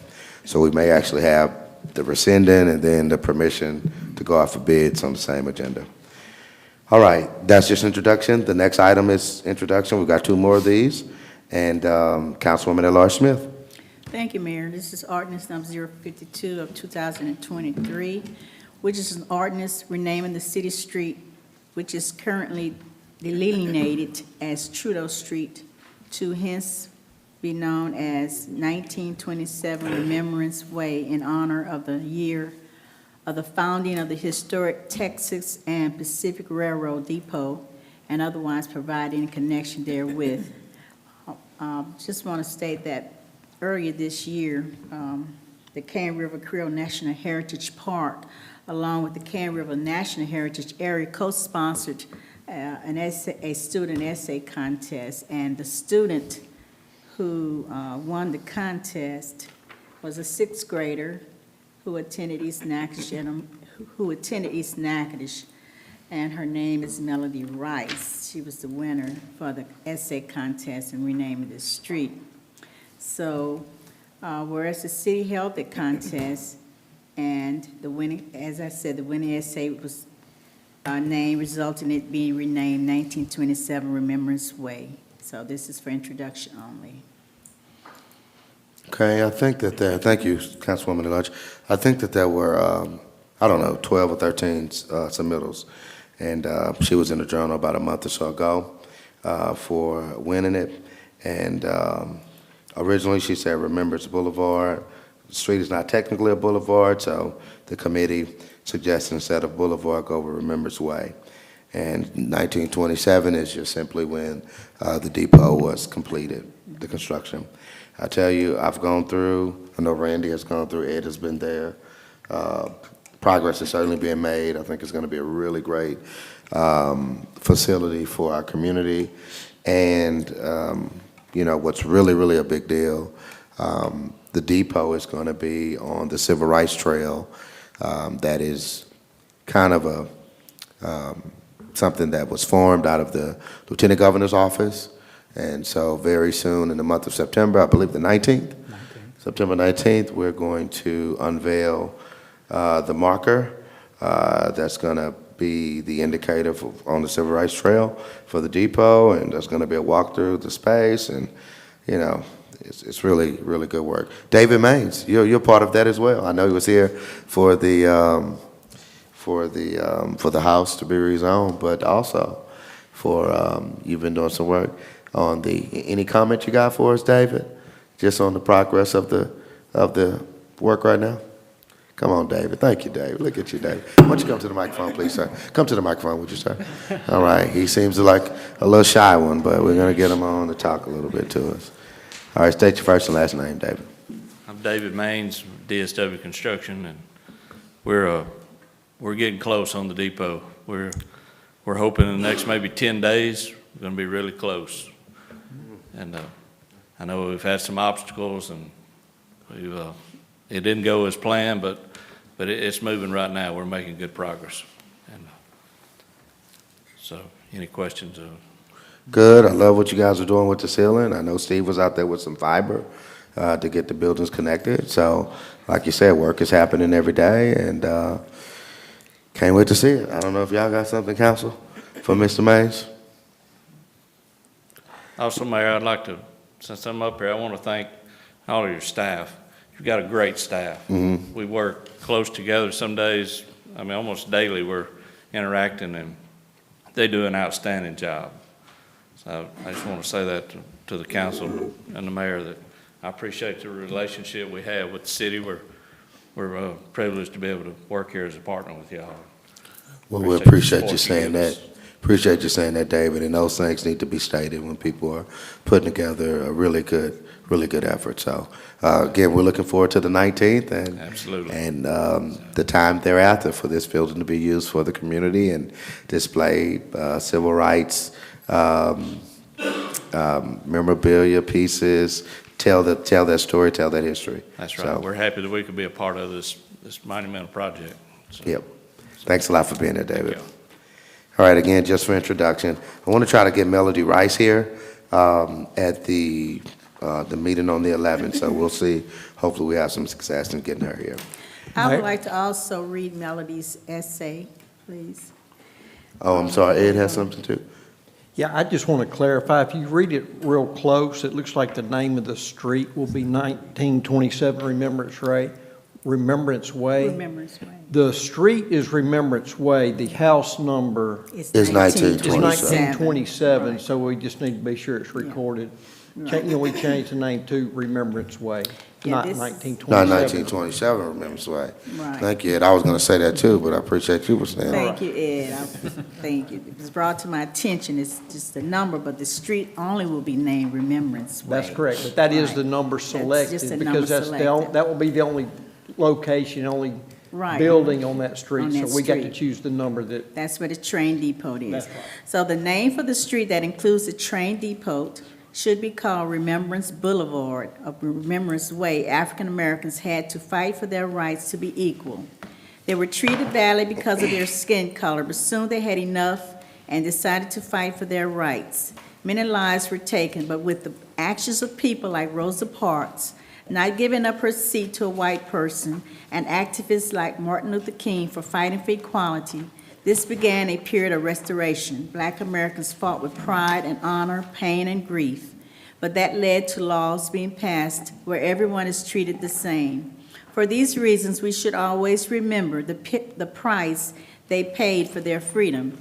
Natchitoches has grown a lot over the past years in the process of having rights, even as a black person. I am so happy that my mom decided to move down here. My mom is so grateful for the home we have right now. Without all of their determination of our ancestors to be free, no black Americans would be free and have the right to vote. Without everything that has happened, nobody that was colored would not be treated as equals. Name of the street's Remembrance Way would tell everybody that Natchitoches and Train Depot has a history that needs to be recognized.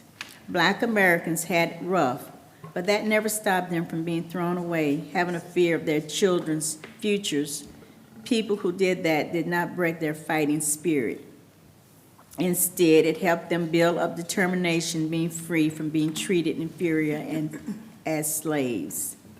That pushing made them fight harder until they had their rights and freedom, not for them, but for every black person that steps on this earth, every black baby who is born into this world.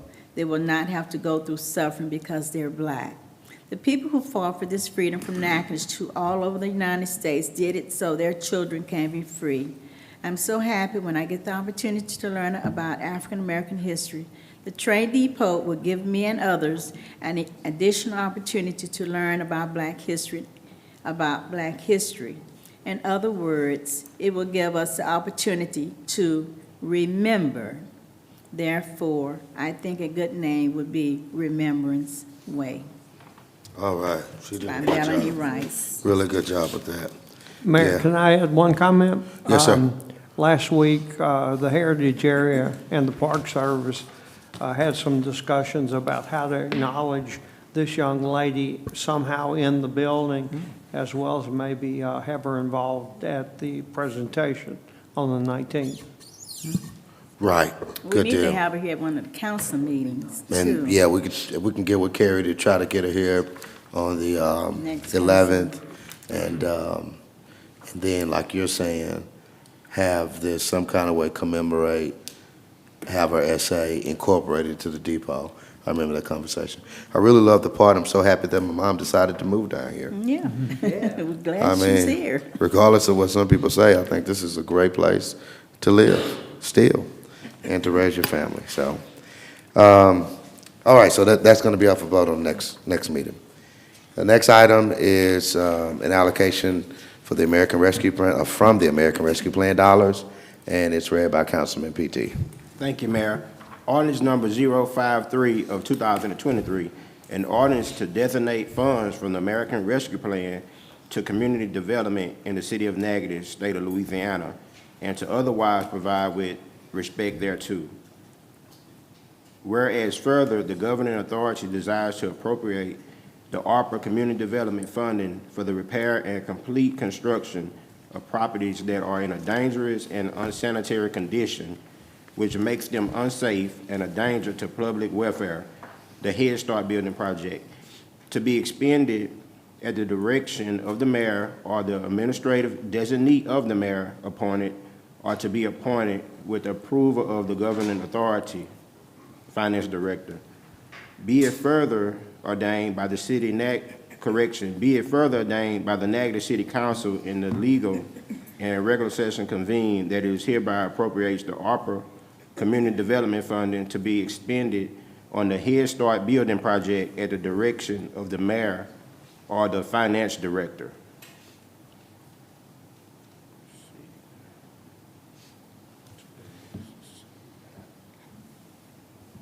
And this is for introduction on. We, the governor, signed, I was looking for this real quick, but they did sign over,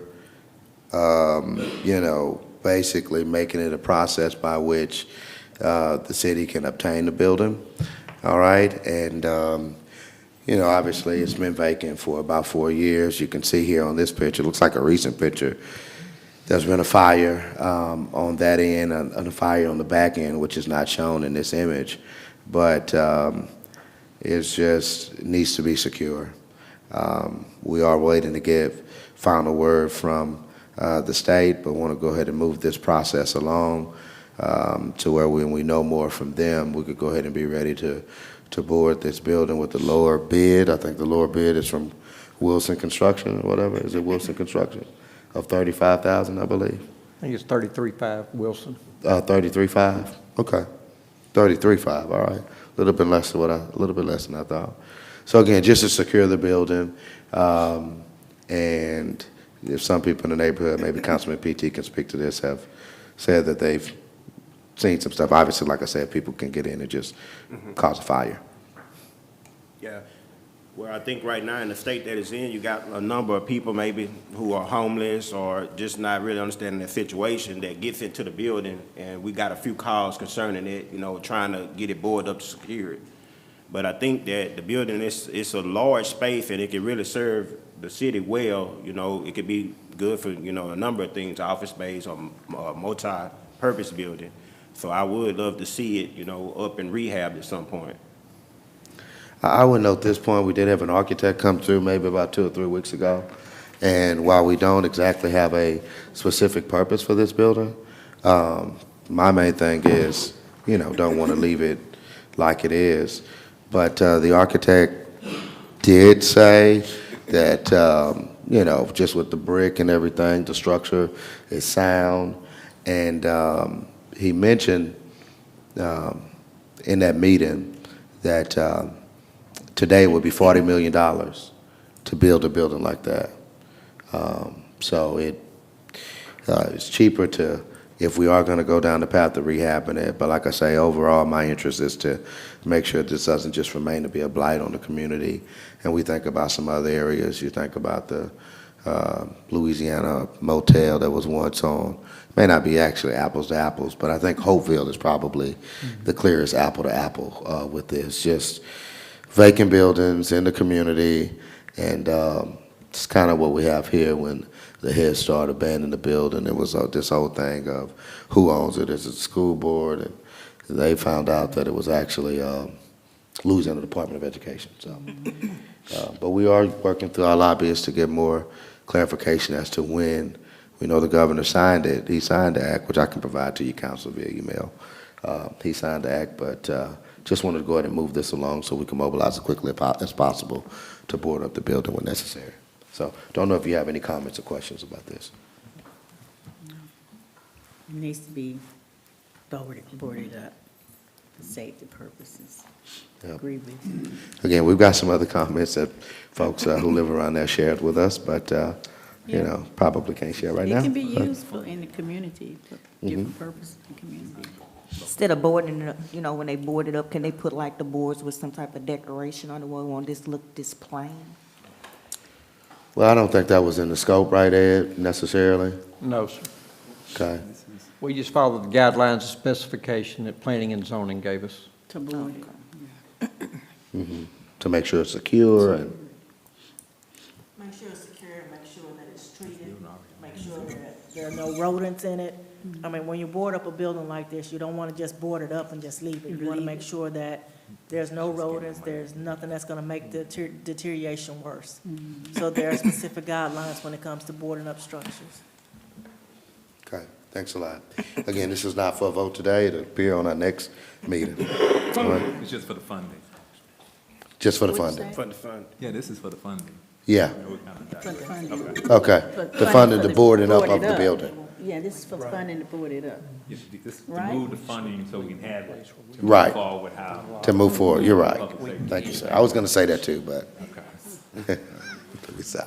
All right, so, again, just being introduced. The next item on the agenda is, we've got resolution, and it's read by Councilwoman Washington Eli. It's a change order. Thank you, Mayor. Resolution number 075 of 2023, a resolution authorizing the mayor to execute change order number 4 to contract between the City of Natchitoches and the Williams Equipment Service LLC for FY 2001-2002 Phase Number 1 Street Rehabilitation, whereas the City of Natchitoches awarded a bid to Williams Equipment Service LLC contractor on March 28, 2022 by ordinance number 014 of 2022, an amount of $1,177,046.23 for 46 cents for 2021 Phase Number 1 Street Rehabilitation. And whereas on May the 23rd, the City of Natchitoches approved change order number 1 in amount of $1,307,416.42.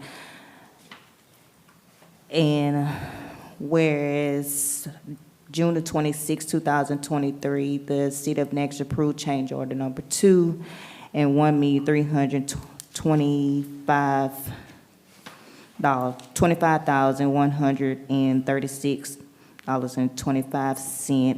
And whereas change order number 3 was $25,090.87. Whereas on August the 9th, 2023, the city engineer, Nick Barrett, issued change order number 4, fully described as attached A. And whereas the contract will be increased by change order number 4 to $1,494,723.63. Whereas the city's in the opinion of change order number 4 is the best interest of the city. And I move to adopt resolution number 075 of 2023. That's second.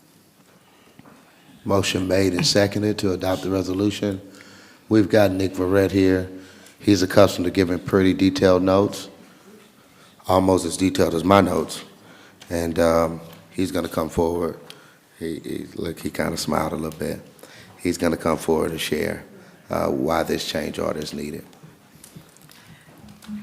Good evening, Nick Verrett, City Engineer. Basically, this is just the final reconciliatory change order to reconcile all the overruns and underruns and various items in the contract. So we have pluses and we have some minuses, and the net effect is the $69,000 overrun.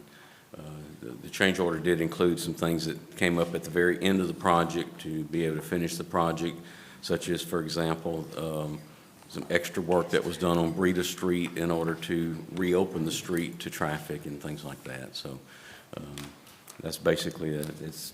You do this at the end of a project. You always have some pluses and minuses in terms of quantities. So this represents the final quantities on the project. So it's pretty custom? It's customary, yes, sir. Any questions?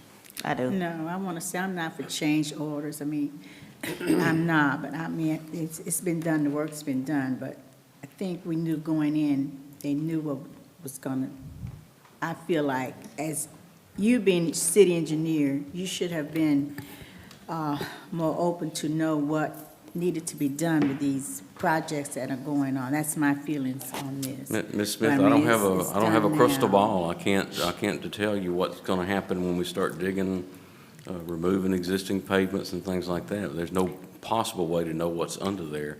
Even if I could take a soil boring every foot, and it still wouldn't necessarily represent everything in between those. So Even right now, they're having to go back on the amulet, I see, and do some. Well, I think that's us, isn't it? That's Isn't that us, Matt? Yeah, it's due to a water line leak. right.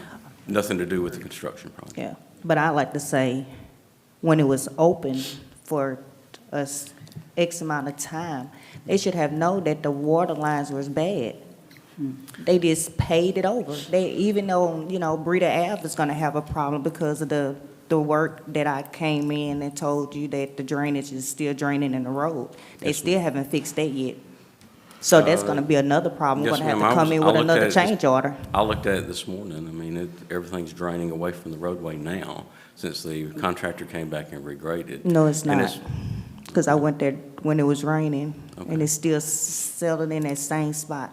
And that's gonna be a problem too. We're gonna end up with change order number 5.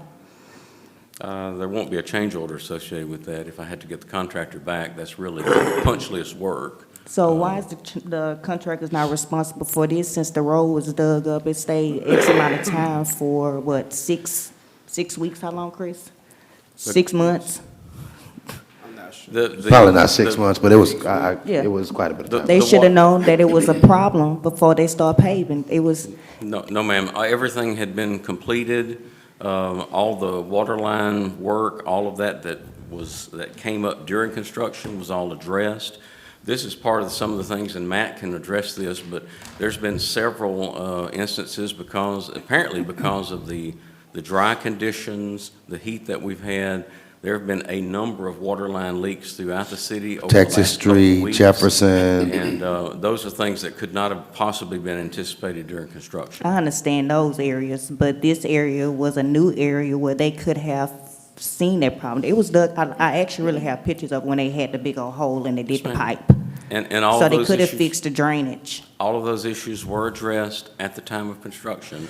We didn't have any of the issues. We saw the water line leak, the water leak just a few days ago, and that's been several months since that part of the roadway has been completed, so. I would just say this, because we've talked about this a little bit even in our staff meeting. I would say, to your point, Councilwoman Washington Eli, Williams Equipment, you know, they're not necessarily water line people. But they could have did someone to come in like they did another company to come in and do the concrete and all the other work. So they could have done something. I know they saw it. It wasn't, it was big as day with a big hole. And I guess my larger point is this, and we've talked about this, Donald made the point, and PT texted me the other day saying we need to do the water lines before we do the street. It's kind of a difficult thing to do. You don't know when the water lines are gonna burst. If you do that, if you do the water lines before you do the street, I mean, it's smart to do, but it's just costly to do, you know? Well, obviously, I think, nobody wants to go back on a completed project. Yeah. You have to do excavations. We try to coordinate. I try to coordinate with Matt and the utility department on things like that. But I mean, the things that have happened lately have just been totally out of the ordinary. I think, Matt, you could address that. Yeah, we've had many, many water leaks over the past month and a half due to the ground moving. We had one Sunday. The guys came and worked. We had 2 emergency locates just today. Wow. All due to ground movement. And if you look at our Facebook, I'm going to want you to say what you want to say, Matt, but if you look at our Facebook posts, almost the last 20 of them, probably 15 of them are, notifying the public of a road closure because of a water leak. So there's been a lot of them. And it's a lot of economics too, because if you wanted to repave a mile of road and rehab the water and sewer under that road, the water and sewer rehab would probably be 3 times the amount of what you spend on the road. It just, makes it expensive. Yes, it's very expensive. And you don't know when a water line is going to burst. Yeah. It just. I think the bottom line, if you want to replace all the outdated or older water pipes, sewer lines, all those things before we ever did any more street rehab, we wouldn't be doing any street rehabs for the next few years. Probably 30 Right. years, yeah. Well, I was told back a few years ago, I think I was told by you, we got about a $10 million backlog in streets, but then told by another engineer, we got a $15 million backlog in water line replacements.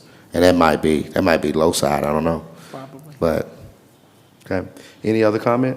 I just feel all we're doing is wasting money. And I've had a problem with calling the city workers, and when we have water leaks, I've called, you don't answer your phone, you don't return your phone calls, and I'm getting tired of that. You work for the city, you work for us. And if we call you with a problem, when people call us with a problem, and we try to reach you, you don't answer your phone, you don't return your phone calls, that's bad. We have a call-out service that answers the phone 24 hours a day. No, I called yesterday. The phone stayed busy. Both lines stayed busy. I've called about a water leak on yesterday 5th Street and Lafayette Street that's been running for days. We have one operator, No one phone one line. came out. These issues are important to citizens here in Natchitoches. They pay, pay to have services done. And y'all work for the citizens here. Y'all work for the council here. When we call y'all need to answer your phone. Miss Betty, I've never failed to return it. And I'm getting Precious, tired will you of it. stop that noise? Okay. All righty. Thank you, Nick. Council, any more comments, questions? All right, Mrs. Oh, yeah, come on. You can do it. People call us with an issue. We can't tell them anything because we can't get a hold to you all. Mayor, may I ask, what item are we speaking about? This is change order. Okay, did we? I think we call got the for- motion in a second. Did we get a motion in a second? Yes, sir. We haven't had roll call. It was. We just hadn't had roll call yet. We just haven't had roll call. So the public side, we already called for the vote. Have you called for the vote yet? No. I was just about to. No, we have a first and a second. There's Yeah, we got a first and a second, but, yeah, let her, come on. Precious Barbara, I just wanted to ask a question. So every time you have to do a change order, does that cost more money? Yes. Sometimes it's a change order and a It goes up or goes decrease, down, and sometimes it's an increase. Okay, well, yesterday I was at a meeting and I heard someone say, do what's right first. And if we're doing things that are wrong first because we feel like it costs more, then we need to try to figure out a way to fix what's right first. Because that'll be an issue. People always want to know where the money, what's going on with the money. And if we're saying, making statements like, well, we got to fix this first, or we got to do this, or we just fixing this because that's too costly, that sounds very immature. Even though we might think, well, that's the right thing to do. But I just want to suggest that we do the right things first. Just do the right things first. That's all we're asking as the people, is that y'all do the right things first. Because I've been hearing a lot of things tonight, and I'm just like bubbling over here, and I'm like, oh, God, this don't make no sense. but just do the right things first. Thank you, ma'am. Any other public comment? All right, Mr. Stacy, roll call vote. Eli, No. Nelson, Yes. Smith, Yes. Harrington, Yes. PT, Yes. All right, that motion carries. Next item on the agenda, council, I'm going to ask one of you to remove a motion to remove resolution number 79 of 2023 from the agenda, and we'll let Ed explain why in just a moment. But can we get a motion? What is it? Okay, you can explain later, okay. I'll make a motion to remove, is it ordinance number 79, said? Yes, ma'am. Ordinance number 79. A second. I don't have it. Okay, motion made and seconded to remove this item from the agenda. Ed, you want to go ahead and explain? Yeah, that's really a request from the engineer. You know, when we do a capital improvement plan, the CIP, it's put together by the city, the airport commission, the city engineer, and city engineer has a large role in it. And this was just his request. He would like to be here when it is presented to the city council.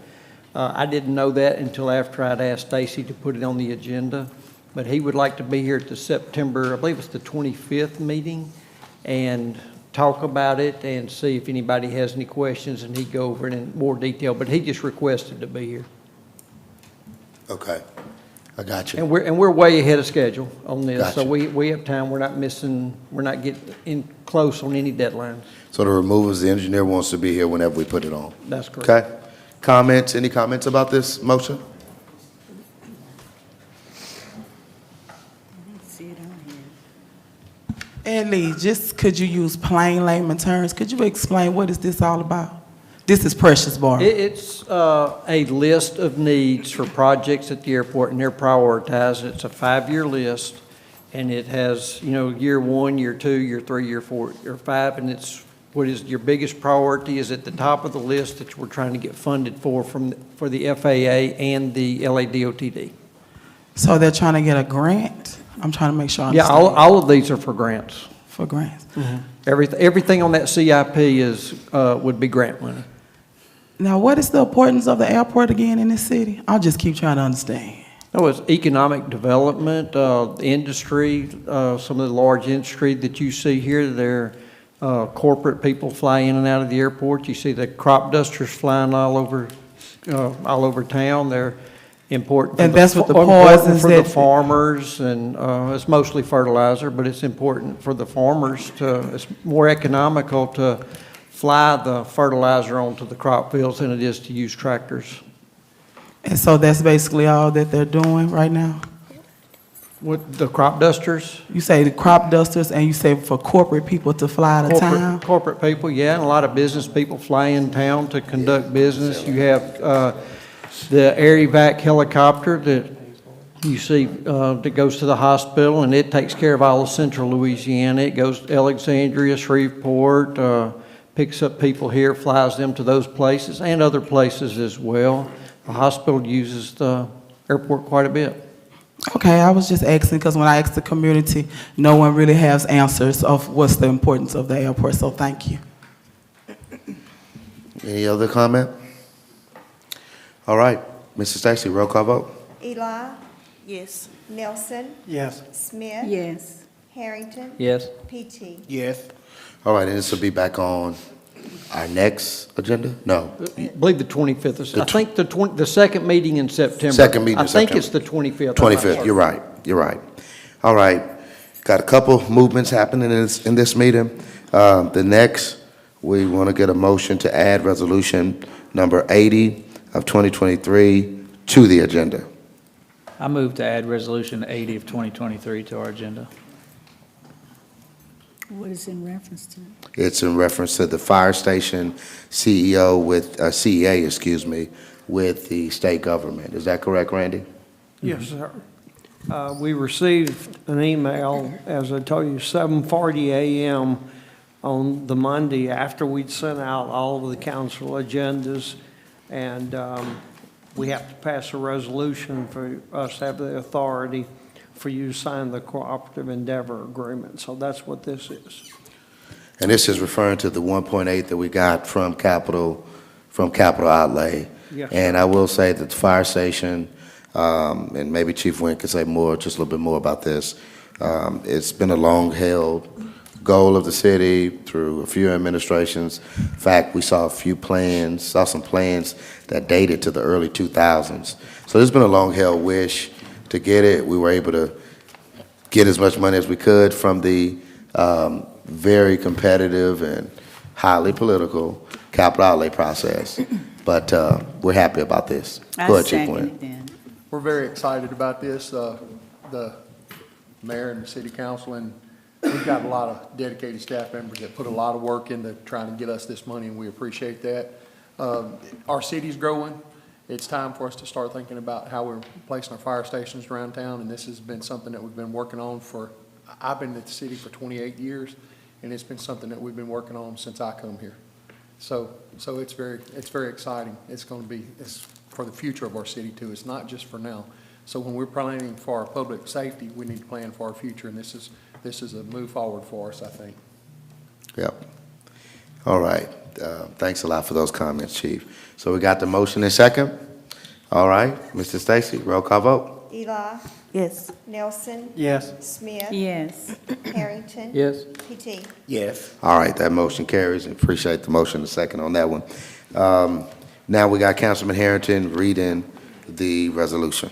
This is Resolution 80 of 2023, which is a resolution authorizing the mayor of the city of Natchitoches to execute a cooperative endeavor agreement between the state of Louisiana and the city of Natchitoches, Louisiana for the Natchitoches Fire Station, University Parkway, LA Highway 6, planning and construction. And whereas the legislator of the state of Louisiana, through the Office of Facility Planning and Control of the Division of Administration, has approved funding for the Natchitoches Fire Station, University Parkway, LA Highway 6, planning and construction in the sum of $1,800,000 and 0 cents. And I move to adopt Resolution 80 of 2023. Second. All right, motion made and seconded. Again, this concludes a really good agenda. I know it's been long. I know I'm here tomorrow morning, but really good, starting with our water treatment plant, which is major infrastructure, from the sludge thickener to, the great report about Crime Stoppers, all that in between, and then now the fire station that we've been working and wanting for a couple decades is now closer to being a reality. And it's going to be a Natchitoches fire station. It's going to look like what it should, and we do it better than anybody does it. So Chief has already eyed his, he's looking at what he should. And again, it's going to be a really good building right there on University, a great entryway as you're coming into the city of Natchitoches from the highway, from the interstate. So really proud of this. All together with the 1.8 million here, I think this year we should be, if everything works right in the second year, we should be a little bit over 4 million from capital outlay. And lately, that's pretty big for North Louisiana to get that. I know a lot of South Louisiana towns, they got all kind of little stuff that they do and they get, but that was really good, I think, for us to get that haul from the capital outlay process. So, all right, motion made and seconded. Any other comments?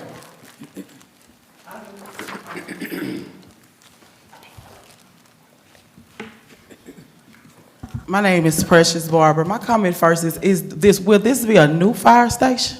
It will. That's right. Well, it would be basically the new fire station 3 that's on MLK. That's a very small fire station, so this one will be placed on University. So we'll have total of 3 here in the city. So how many employees are we looking at to be hired here? It's not going to be any new employees. It's going to be, we'll be keeping the same employees, but we'll be moving some employees from Central Fire Station over to the new fire station, so it will house more people. So we won't have any surprise pay raises or anything? Nope. Okay. All right, that's all I wanted to say. Thank you. Thanks a lot. All right, Mrs. Stacy, roll call vote. Eli. Yes. Nelson. Yes. Smith. Yes. Harrington. Yes. PT. Yes. Don't move, Steve. That's my son there on the left, and then you've got Corey Leo's daughter. That's not Corey Leo's daughter. That's Rebecca's daughter. Hannah's. Then Hannah's daughter. Then my little girl, she's little. You can't see her between Hannah and Corey Leo's daughter. And then my Trele. So they did a little piece for the Ash. Yeah, for the Ash the alligator, so. And I thought it was cool that they used this picture in the presentation, so. Anyhow, we got some announcements, and then we'll let you go eat supper. We always encourage you to download the Go Natchitoches app and regroup. We've been putting a lot of messages on regroup, including, what was it? Yesterday, there were some storms and some power outages, so we've been putting that up, okay? But then Go Natchitoches lets you know what's going on. So we're going to be live from the city council chambers. Of course, short-term rentals have been, controversial or hotbed issue in some communities. So we want to allow this to be, and I'm glad Councilman Nielsen thought about it. I think it's a great idea to show the webinar and then to have some discussion with the community. We may not solve the issues there, but to have that going on. All right. Let's see what else is there, Steve. So that's going to be Thursday. Look for some, and I know Kevin's going to help us get it in the journal. All right. I appreciate that, Kevin. Okay. So then we got the Zydeco Festival on this Friday and Saturday. It's, a great event that happens here in our city. Lil Nate is going to be there. Marcus Ardewan. They've got the list up there. I've seen some people share it on Facebook. I'll share it on Facebook tonight as well. You got DJ Rob Reel's going to be there. And admission on Saturday is $20. So really just a great time. Downtown Natchitoches, no place like it. And really there's no place like downtown Natchitoches. We get used to it, but other people really know how precious our little downtown is. So, but again, that's happening this weekend. Meat Pie Festival, as we said tonight, is happening on the 15th and 16th in September. So we're looking forward to that. 21st annual. It's always a great festival as well. This is the Louisiana Civil Rights Trail, big deal. Texas Pacific Railroad Depot. Council, you may remember about 2 or 3 years ago, this was on the agenda, and the project has, it's taken some time to get it done. There's been some delays in equipment, but we can see the light at the end of the tunnel, and this is going to be a really cool building for our community. If you talk to some people who've been around working city government for some time, they'll tell you thinking about over the last 3 decades or more of what to do with this particular building. I believe it closed in 1969 after opening in 1927. So the community have talked for many years of what to do, and so we were able to collectively get it done even before, but we were able to seal the deal, and we're excited about what this is going to become for our city. And it's a trail. It's going to be on the Civil Rights Trail. All right, is there another announcement, Steve? Celebration of Life. This is a big gala in our city on the 21st. The city is always a major sponsor, as long with others. So that's going to be at 6:30, the annual fundraising event. So that's happening. And again, it's always one of the biggest events on the calendar at the Event Center. All right, cheers for 25 years, 25th anniversary kickoff. Say that for me. Sorry, how you say it? Celebrating 25 years of the Creole Heritage Center at Northwestern State University. It's going to be October the 12th, 2023, from 2023, from 5 to 7, and the toast at 6 p.m. at the Orville J. Henchy Gallery. All right, so again, that's us connected to our Creole Heritage Center. All right, that's it? Okay, follow the Go Natchitoches app for any other events. I know we kept you long, but it was a really good agenda, some great progress happening in our city, and we love it. At this time, council, we hear a motion to adjourn. I make a motion we adjourn. Second. Motion has been made and seconded. All in favor, say aye. Aye. Any opposed? All right, meeting is adjourned. Thank you, folks.